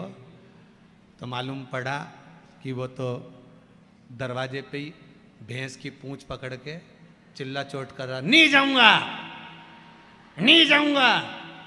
भैंस आगे बढ़ती जाए, ये भैंस की पूंछ पकड़ के पीछे हटते जा, नहीं जाऊंगा। इतने में रामेती बाहर आके बोली, क्यों चिल्ला चोट कर रहे हो? वो तो आ नहीं रहा था, भैंस लिया ही जबरदस्ती की। नहीं तो मैं कहीं आ रहा था, वो तो भैंस मुझे पकड़ के लिया ही। अब जैसे भैंस ने इससे कहा था कि चल। प्रेम है। देखो ये जरा जरा सी बात में विवाद हो जाना और अदालत में पहुंच जाना, ये सब बेकार बात है। हम कहते हैं पति पत्नी का जो संबंध है, माता पार्वती जी ने शिव जी से 2 वर मांगे थे। पहला वर था, भोलेनाथ जी वर दीजिए जिस पति पत्नी में झगड़ा हो उसमें प्रेम बढ़े। और दूसरा वर दीजिए, काशी में जो मरे उसके कानों में गुरु मंत्र आप दे दीजिए। बस शिव ने 2 वर पार्वती को दिए थे।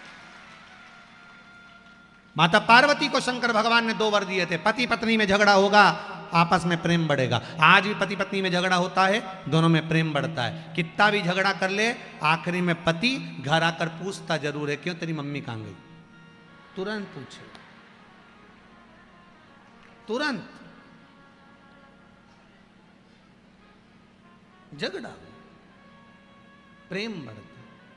काशी में जो मरेगा उसके कानों में गुरु मंत्र आपको देना पड़ेगा। इसलिए काशी में मरने वाले का सीधा कान मरते ही टेढ़ा हो जाता है, क्योंकि पार्वती जी ने शिव जी से वर मांगा था, सीधे कान में मंत्र देकर आप मोड़ देना, मैं समझ जाऊंगी कि आपने गुरु मंत्र दे दिया। काशी अभिमुक्त नगरी है, जिसमें मंत्र प्राप्त करने पर मोक्ष की अनुभूति हो जाती है। मोक्ष पद प्राप्त, शिव पुराण कह रही है। महाराज शिव जी को एक बार क्रोध आया, उस क्रोध को ब्रह्मा जी ने घोड़े का रूप दिया। घोड़ा समुद्र में जाकर फेंका, जलंधर की उत्पत्ति हो गई। जलंधर का विवाह वृंदा के साथ में हो गया। वृंदा पतिव्रता धर्म का पालन करने वाली थी, पति को परमेश्वर मानने वाली थी, पति के चरणों का नित्य स्मरण करने वाली थी वृंदा। भगवान की भक्ति में वृंदा ऐसी डूबी। इधर पति गलत काम कर रहा है और वृंदा भगवान का भजन कर रही है। शिव महापुराण की कथा कहती है, हमारे घर में, हमारे परिवार में, हमारे कुटुंब में कोई एक व्यक्ति ऐसा भगवान देता है जिसके भजन के कारण बस हम सब अपनी जिंदगी सुख से जीते हैं। कोई एक व्यक्ति हमारे परिवार में ऐसा होता है, कोई एक। आप इस अभिमान में मत रहना कि आपका दिया खा रहा है, नहीं नहीं। परिवार में जरूर कोई ऐसा व्यक्ति होगा जिसकी भगवान उसकी कृपा का हमको दे रहा है। सबको धन्यवाद देते रहा करो, जब मर्जी मिले तब। बेटी अपने भाग्य का, बेटा अपने भाग्य का, माँ अपने भाग्य का, पति अपने भाग्य का, पत्नी अपने भाग्य का। कोई किसी का नहीं खाता, सब अपने भाग्य का खाता। और जितना जहां का, जिस भूमि का लिखा होता है खाना, व्यक्ति वहीं का खाता है। बहुत ध्यान देना महाराज, जिस भूमि का लिखा हुआ, आपको जहां जिस जगह का लिखा होगा कि आपको यहां का भोजन करना है। गए थे किसी के यहां शादी में, कई बार शादी में भी खाना खाकर नहीं आते, दूसरी जगह खाना पड़ता। मामा जी के यहाँ चले गए, मौसी जी के यहाँ चले गए। क्यों? तुम तो शादी में वहां गए थे, माँ का खाना नहीं लिखा था, माँ का अन्न नहीं लिखा था, आप दूसरी जगह पर जाकर खा लेते। माँ का नहीं लिखा। शिव भक्ति प्रबल भक्ति। महाराज वृंदा का सातित्व बड़ा प्रबल था, जिससे जलंधर बच जाता था। अब की बार भगवान नारायण ने भगवान शिव जी से कहा, भोलेनाथ, इस जलंधर को मार दीजिए, शंकर भगवान करे जलंधर को मारने में मैं देरी नहीं करूंगा, पर वृंदा का सातित्व भी तो डिगाना पड़ेगा। एक सातित्ववान पतिव्रता धर्म का पालन करने वाली नारी, पति को परमेश्वर मानने वाली नारी, उसका सातित्व डिगा देना कोई सरल बात है क्या? बहुत कठिन बात, बहुत कठिन बात।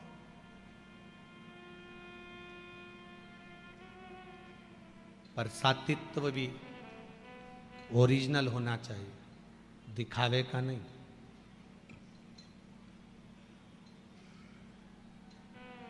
आज के जमाने में तो सातित्वता का भी दिखावा होता है। मेरे बराबर कोई शंकर जी की पूजन नहीं कर सकता। जितनी अच्छी मैं देवी जी की पूजन करती हूँ, उतना अच्छा देवी जी का भी कोई पूजन नहीं कर सकता। जितना मैं मंत्र का स्मरण करती हूँ, उतना कोई मंत्र का स्मरण नहीं कर सकता।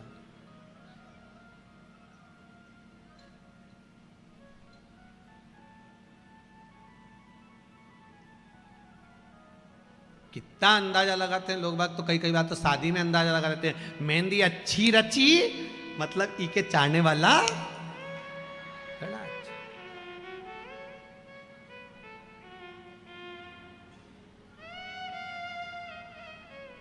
अच्छा, मेहंदी से पहचान हो जाती है कि इसके चाहने वाला अच्छा है, ठीक है।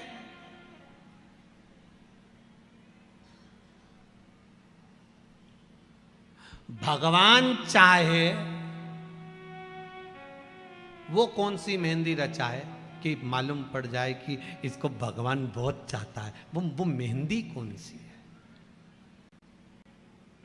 भागवत जी में लोग गाते हैं,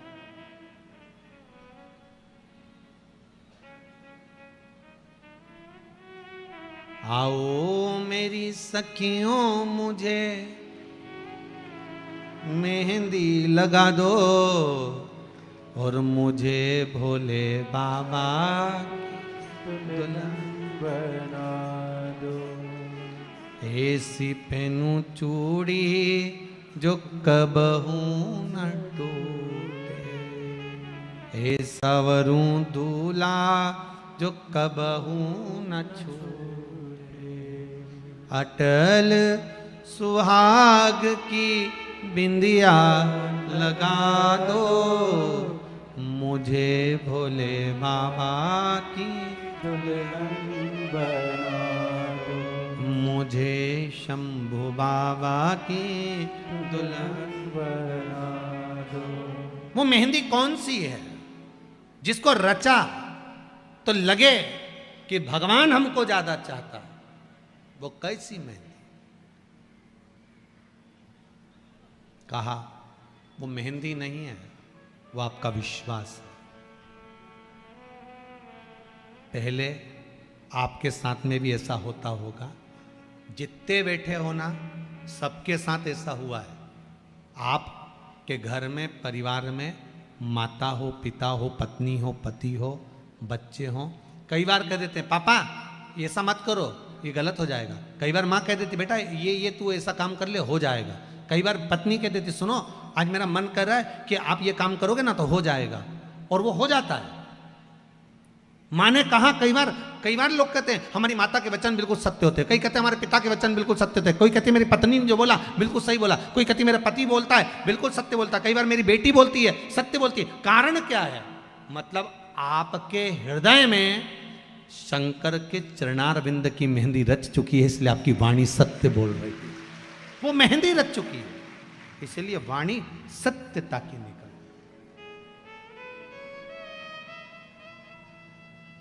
वो सत्यता की वाणी।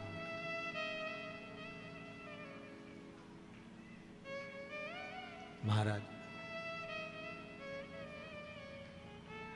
होता है थोड़ा आपके जीवन में जब सत्य प्रवेश करता है, आपके जीवन में जब सत्य प्रवेश करता है, शिव प्रवेश करता है, आपके जीवन में जब भगवान प्रवेश करते हैं, आपके जीवन में जब भगवान का चरणारविंद प्रवेश करता है, आपके जीवन में जब भगवत तत्व प्रवेश करता है, आपके जीवन में शंकर की कथा जब प्रवेश करती है, तो एक मन में थोड़ा सा उमंग था, थोड़ा सा हलचल, थोड़ा सा उत्साह पैदा कर देती है। सत्य बताना ईमानदारी से कि आप लोग जब यहाँ आते हो तो आपको कोई टॉर्चर नहीं करता कि चल, आपको कोई ये नहीं कहता कुंडी बजाकर कि चल, आपका दिल अंदर से कहता है कि मुझे कथा में पहुंचना है। आपको कोई टॉर्चर नहीं कर रहा है, आपको कोई बोलने नहीं गया, आपको कोई कहने नहीं गया कि आपको आना पड़ेगा, पहुंचना पड़ेगा, या आपके लिए हमने ये व्यवस्था कर रखी है तो आपको वहां जाना ही पड़ेगा, हमने आपके लिए गाड़ी लगाई, हमने आपके लिए घोड़ा लगाया।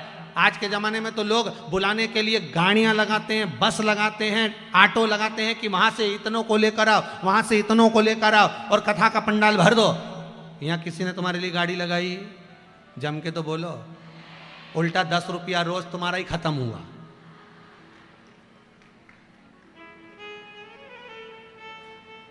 किसी ने गाड़ी लगाई? नहीं। किसी ने बस लगाई? नहीं। कोई ने जाकर कहा? नहीं, कोई नहीं कहा।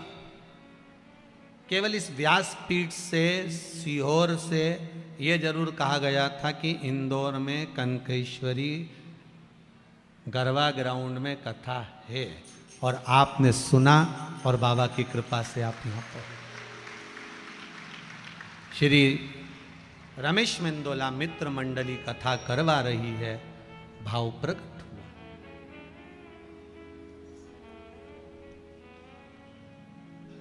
8-10 दिन पहले कोई अनाउंसमेंट हुआ क्या? जम के बोलो। 10 दिन पहले कोई बैनर लगा क्या? नहीं, कुछ नहीं, क्योंकि बैनर लगाने की जरूरत नहीं है। शंकर के नाम का बैनर आपकी चित्त वृत्ति में, आपके मन में लगना चाहिए, तब शंकर खुद बुला ले। रचना मेहंदी, बाहर की मेहंदी की रचाई अपन कह देते हैं, ये बहुत चाहते हैं, वो बहुत स्नेह करते हैं, पर भीतर की मेहंदी की जो रचाई है वो शंकर अगर वाणी से सत्य निकालना प्रारंभ कर दे।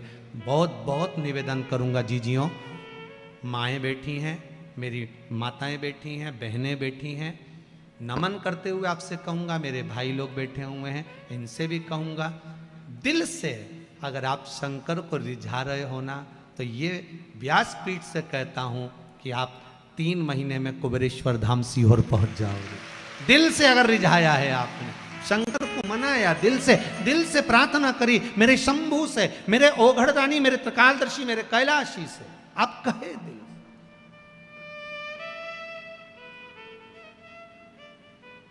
बुरी चाहे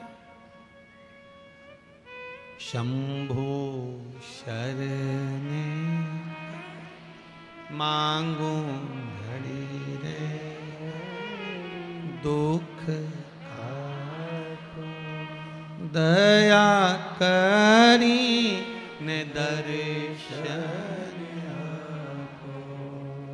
बाबा बस जीवन के सारे दुख, रोग, बीमारी, तकलीफ, सब कष्ट दूर हो।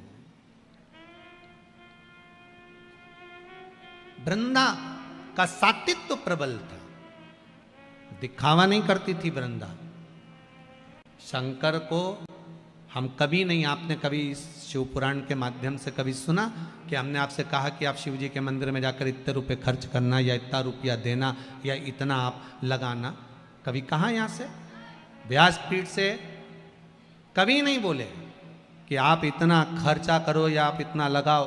व्यासपीठ से इतना जरूर बोले हैं कि 1 लोटा पानी, या कभी बोला होगा तो फूल या शमी पत्र या बेल पत्र, और बोला होगा तो तुम्हारे घर में जो सामान होगा वही बताया होगा। शहद है, घी है, या शमी पत्र है, या पीपल का पत्ता है, या आदि कादि, काली तिल, काली मिर्च, आदि कादि जो भी होगा वही आपके घर में जो है वो शिव को दो। जो तुम्हारे पास है वो भगवान को दो, भगवान उसको स्वीकार करेगा।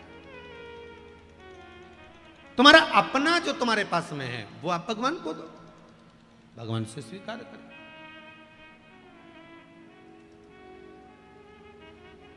अब शिव को प्रदान करो तो दिल से दो, जो भी दे रहे हो ना दिल से प्रदान करो। आज एक बात और बहुत ध्यान से सुनिएगा महाराज जी, कभी आपको लगे ऐसा कि व्यापार बहुत अच्छा चल रहा था और एकदम बंद सा हो गया। फैक्ट्री चल रही थी, एकदम बंद सी हो गई, मेरा व्यापार ही नहीं बढ़ रहा। तो प्रयास करना, तांबे के कलश में जल लीजिएगा, बेलपत्री नीचे हाथ में रखिएगा, तांबे के कलश को उसके ऊपर रखिएगा, तांबे के कलश को उसके ऊपर रखिएगा। महाराज उल्टा हाथ उस तांबे के कलश पर रखिएगा, अपना नाम और गोत्र का स्मरण करिएगा। ऐसा कैसा ही पात्र लेकर जाइए, अंगूठे से और उंगलियों से पात्र को पकड़कर बेलपत्री हाथ में ही रखे रहने देना। अपनी जिस कामना से जो भी व्यापार है आपका, जो फैक्ट्री है, जो व्यवसाय है, नहीं चल रहा, या इंटरव्यू के लिए जा रहे हो, नहीं हो रहा, तो जल का पात्र पकड़कर हाथ का स्पर्श कर कर जल श्री तुम्ब रूपेश्वर महादेव, कौन से महादेव? तुम्ब रूपेश्वर महादेव के नाम से शिव को चढ़ा दीजिए। बाद में पात्र को नीचे रखकर बेलपत्री शंकर जी पे जब चढ़ाएं तो इस डंडी के भाग को अशुक सुंदरी का स्थान होना चाहिए। चढ़ाते समय डंडी का भाग अशुक सुंदरी की ओर रख दें। महाराज झोली पसार कर प्रणाम करें, बाबा से निवेदन कर कर आए। 3 से 4 दिन लगेंगे, जो व्यापार ठप पड़ा था उसमें थोड़ी सी उन्नति होना प्रारंभ हो जाएगी। तुम रूपेश्वर महादेव भगवान शंकर आनंद की राशि हैं, शिव सुख की राशि, आनंद देंगे। शंभो शरणे मांगू दुख दया कारी निदरे।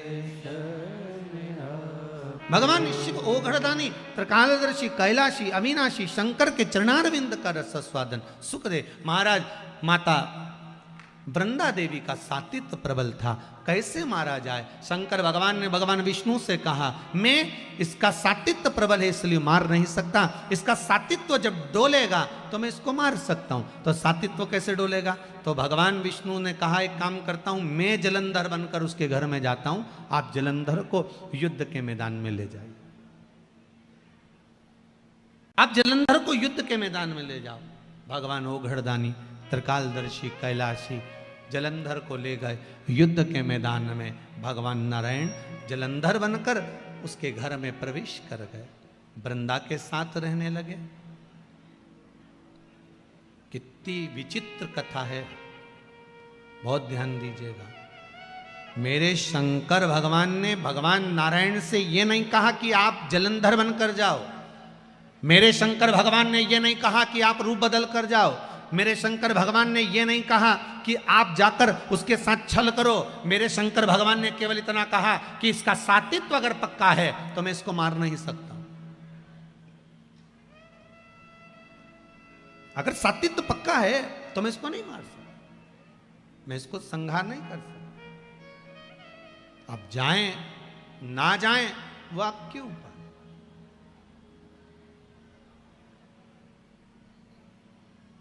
कहना शिव का काम है, करना आपका काम। आप अगर शंकर की भक्ति को धारण कर रहे हैं, शिव तत्व को धारण कर रहे हैं। एक माता जी ने लिखा है, गुरुजी आपने अभी और बहुत सारे पत्र तो यहाँ पड़े हुए हैं, ये पढ़े नहीं है परंतु उम्मीद है बाबा का। एक पत्र में लिखा है कि आपने जो सावन के महीने में शिवरात्रि का पूजन कराया था, उस समय पर मेरे हाथ में उस पूजन के 15 दिन पहले पैरालिसिस आ गया था, एक भाग पूरा काम करना बंद कर दिया था। फिर भी मेरे बेटे और बहू ने वो सावन के महीने की शिवरात्रि पर रात को जो अभिषेक करा, काली मिर्च उसमें समर्पित करी, उसी में से एक काली मिर्च उठाकर मैंने वो काली मिर्च खाई और बाबा की कृपा से 15 दिन के अंदर मेरा हाथ काम करना चालू कर दिया। ये विश्वास आपका था, ये भरोसा आपका था।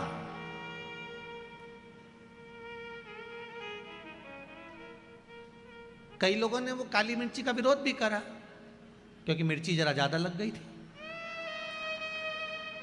अब जो नी पड़ता है उसको तो मालूम ही नहीं कि काली मिर्ची का वर्णन लिखा हुआ है। पहले भी हमने श्योर व्यासपीठ से कहा कि इस अध्याय में, इस श्लोक में, इस जगह पर लिखा हुआ है कि शंकर को काली मिर्ची चढ़ती है। बोला था कि नहीं बोला था? बोला था ना। अब उसके बाद भी अगर लोग उस चीज का, क्योंकि व्यक्ति है, मानव है, ये मानव शरीर है, इससे, और हम कहते हैं कि प्रयास करेंगे हम अपनी जिंदगी में, और आज तक भी प्रयास करते रहे हैं। आपका विश्वास कभी नहीं तोड़ेंगे, इतना भरोसा रखना। इस व्यासपीठ से वही बोलेंगे जो इस शिव महापुराण में लिखा होगा। जो उपाय बताएंगे वो पुराण के अंतर्गत के बताएंगे। एक भी उपाय ऐसा नहीं बताएंगे जो जीवन में दुख दे। और आप लोगों ने उपाय करे होंगे, सबको लाभ मिला होगा। बोलो मिला कि नहीं मिला? इंदौर जैसे शहर के लोग भी अगर उपाय कर रहे हैं तो उसका लाभ, जो लिखा है उसको बताओ। मां अपने बेटे को भी कहती है कि बेटा जा रहा है, सुनो, तोरण पर जाओगे, घोड़ी पर चढ़कर जाओगे, तोरण लगाओगे, अंदर जाओगे, तुम्हारी सासू मां तुमको कुछ खाने को देगी तो एकदम मुख आगे मत करना, वो हाथ खींच लेगी। बोलो समझा के भेजती कि नहीं भेजती? मां भी समझा के भेजती है। मेरे वेद व्यास जी महाराज ने अगर ये 24,000 श्लोक की शिव महापुराण की रचना करी है तो जनमानस को समझाने के लिए करी है कि अगर जीवन में दुख है तो शंकर को ये वस्तु समर्पित कर देना, शिव तेरा कार्य कर देगा, शंकर तेरे को संभाल लेगा, तुम शिव के हो जाओ। अब आगे आप लोग फिर वो दूल्हा अगर मम्मी की कहना नहीं माने, माँ का कहना नहीं माने तो लपक खा। अब वो माँ ऐसा करे सासू और वो मुंह लेके आगे आए, फिर वो माँ हाथ पीछे करे, फिर आगे करे, फिर पीछे करे, फिर आगे करे, तो लोग उसकी सखियां जितनी हैं दुल्हन की वो हंसी उड़ाए। फिर संसार, अगर वेद व्यास जी महाराज ने लिखा है कि आप शिव को ये समर्पित करिए, शंकर को जल चढ़ाइए, बेलपत्र चढ़ाइए, शमी पत्र चढ़ाइए, ये धतूरा चढ़ाइए, इस भाग को समर्पित करना है, अब आगे आपकी मर्जी। कई लोगों को तो ये तक नहीं मालूम था कि सावन महीने में भी शिवरात्रि आती है, बस आ गई और निकल गई, मालूम है नहीं। सोमवार की अष्टमी पड़ती है, शिव और पार्वती का मिलन होता है, उसका व्याख्यान वर्णन, उसको समझो। शमी पत्र की क्या महत्वता है उसको समझो, बेलपत्र की क्या महत्वता है उसको समझो, उसको समझना है। शिव महापुराण की कथा कहती है, शंकर का अनुमोदन कर रहा है, शंकर की भजन कर रहा है, भगवान शिव की कथा कर रही है, अपने जीवन में उतारने का प्रयास करे शिव तत्व को। वृंदा को मारने, वृंदा के सातिर दिखाने के लिए शिवजी ने एक बार भी नहीं कहा कि भगवान विष्णु आप रूप रख कर जाओ, क्योंकि मेरे शंकर और मेरी पार्वती हमेशा एक मंदिर में रहकर आशीर्वाद प्रदान करते हैं, अखंड सौभाग्यवती भव। ये वर अगर देते हैं तो मेरे शंकर देते हैं, माता पार्वती देती है, कोई दूसरा नहीं दे सकता। भगवान विष्णु ने वृंदा के साथित्व को डिगा दिया, शिव जी ने जलंधर को मार दिया, जलंधर का सिर कटकर वृंदा की गोद में जाकर गिरा। जैसे ही वृंदा की गोद में आया, वृंदा चीख पड़ी, मेरे पति का अगर यहां शीश है तो पलंग पर जो सोया है वो कौन है? जाकर पूछा, नारायण ने अपना असली रूप दिखा दिया, दिखाया, क्रोध आ गया। वृंदा ने कह दिया, वाह नारायण वाह, आपने मेरे साथ छल करा है, मैं आपको श्राप देती हूं, आप पत्थर बनोगे। और वृंदा हाथ में जल लेकर अपने ऊपर छीट कर तुलसी का क्यारा बनती है।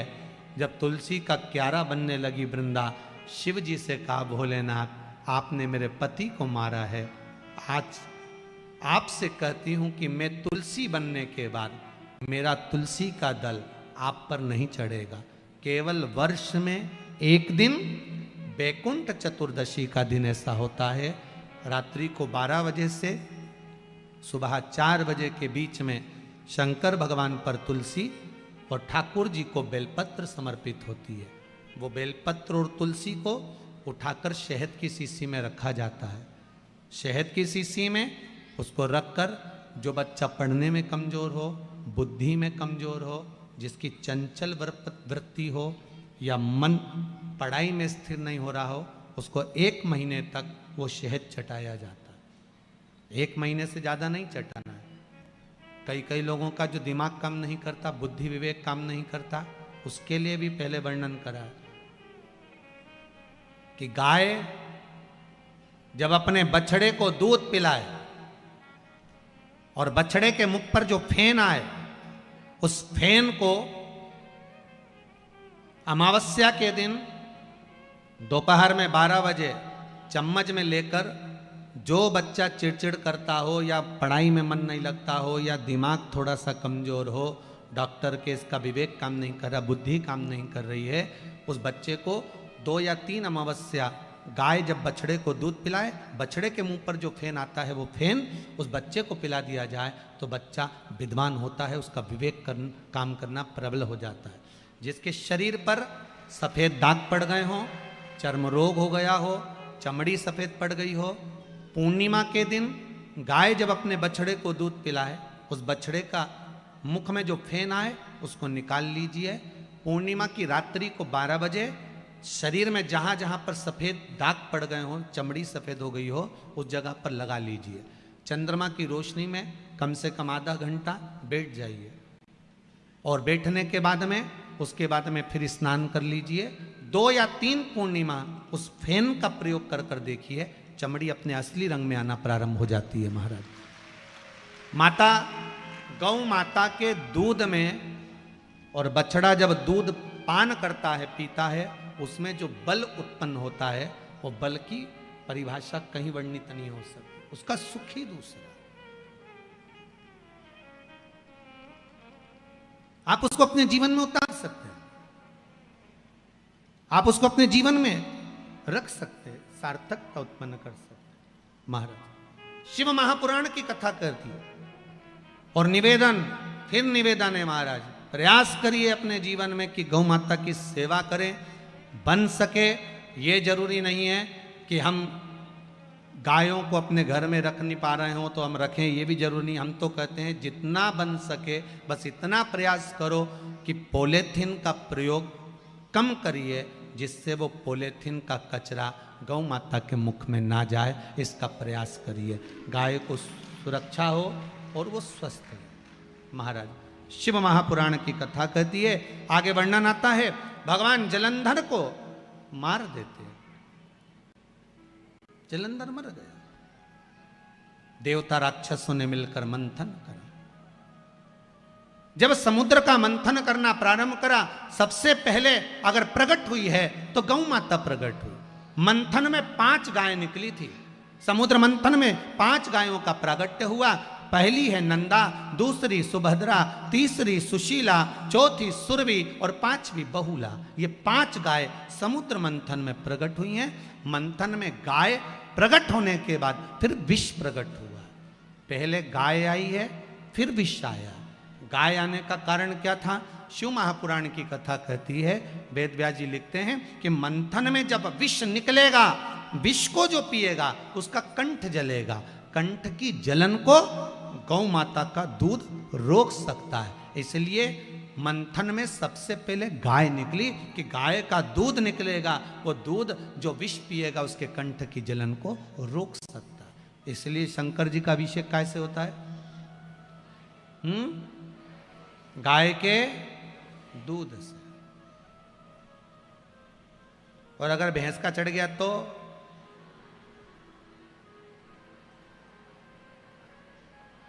अब तुम्हें कैसे मालूम कि ये गाय का ही है? वो दुकान वाला कहेगा कि गाय का है कि भैंस का है।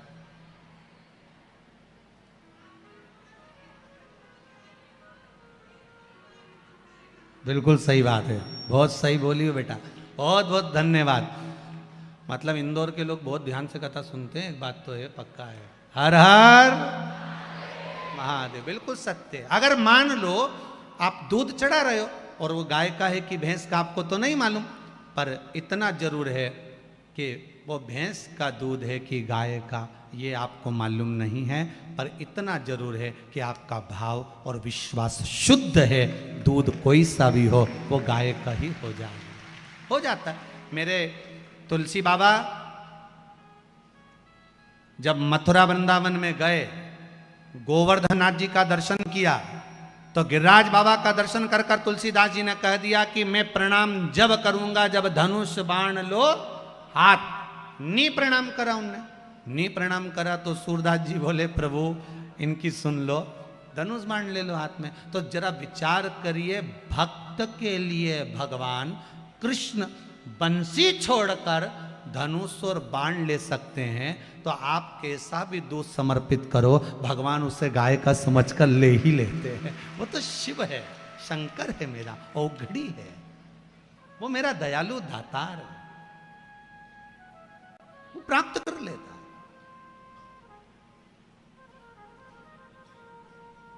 आप कैसे भी दे रहे हैं वो मिलेगा, बस हृदय से दिया जाए, दिल से।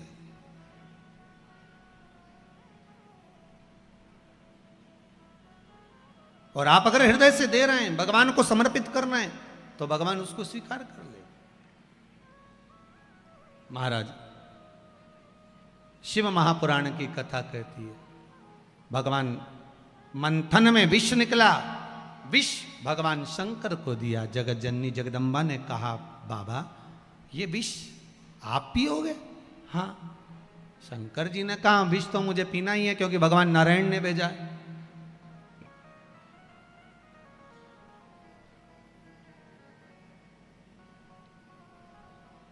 बाबा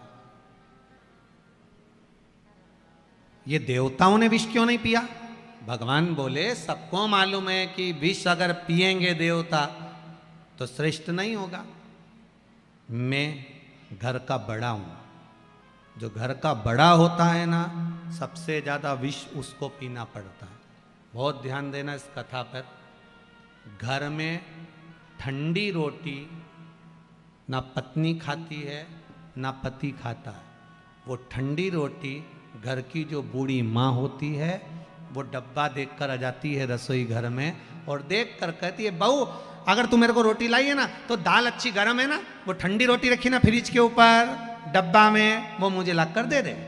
तो बहू कहती मम्मी आप गरम खाओ ना। नहीं, सास को मालूम है अगर गरम रोटी बहू खाएगी, गरम रोटी बेटा खाएगा, ये ठंडी रोटी जो मेहनत की कमाई की है ये बाद में फेंक दी जाएगी। तो माँ कहती है ठंडी मैं खा लेती हूँ। उसी तरह अमृत सारे देवताओं ने पिया पर विष शंकर भगवान के पास गया क्योंकि शंकर भगवान उस घर के बड़े हैं।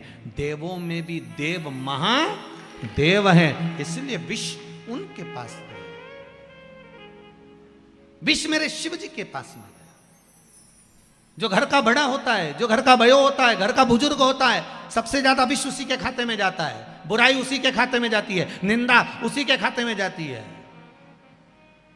घर की बड़ी बहू काम बिगाड़ दे, सास चिल्ला के दौड़ जाएगी, देख के नहीं चल सकती है, अकल नहीं है तुझ में। और घर की छोटी बहू काम बिगाड़ दे, छोटी है, चलना सीख रही है, अभी तो नई नई आई है, थोड़ा समय लगेगा, संभलेगी, समझेगी।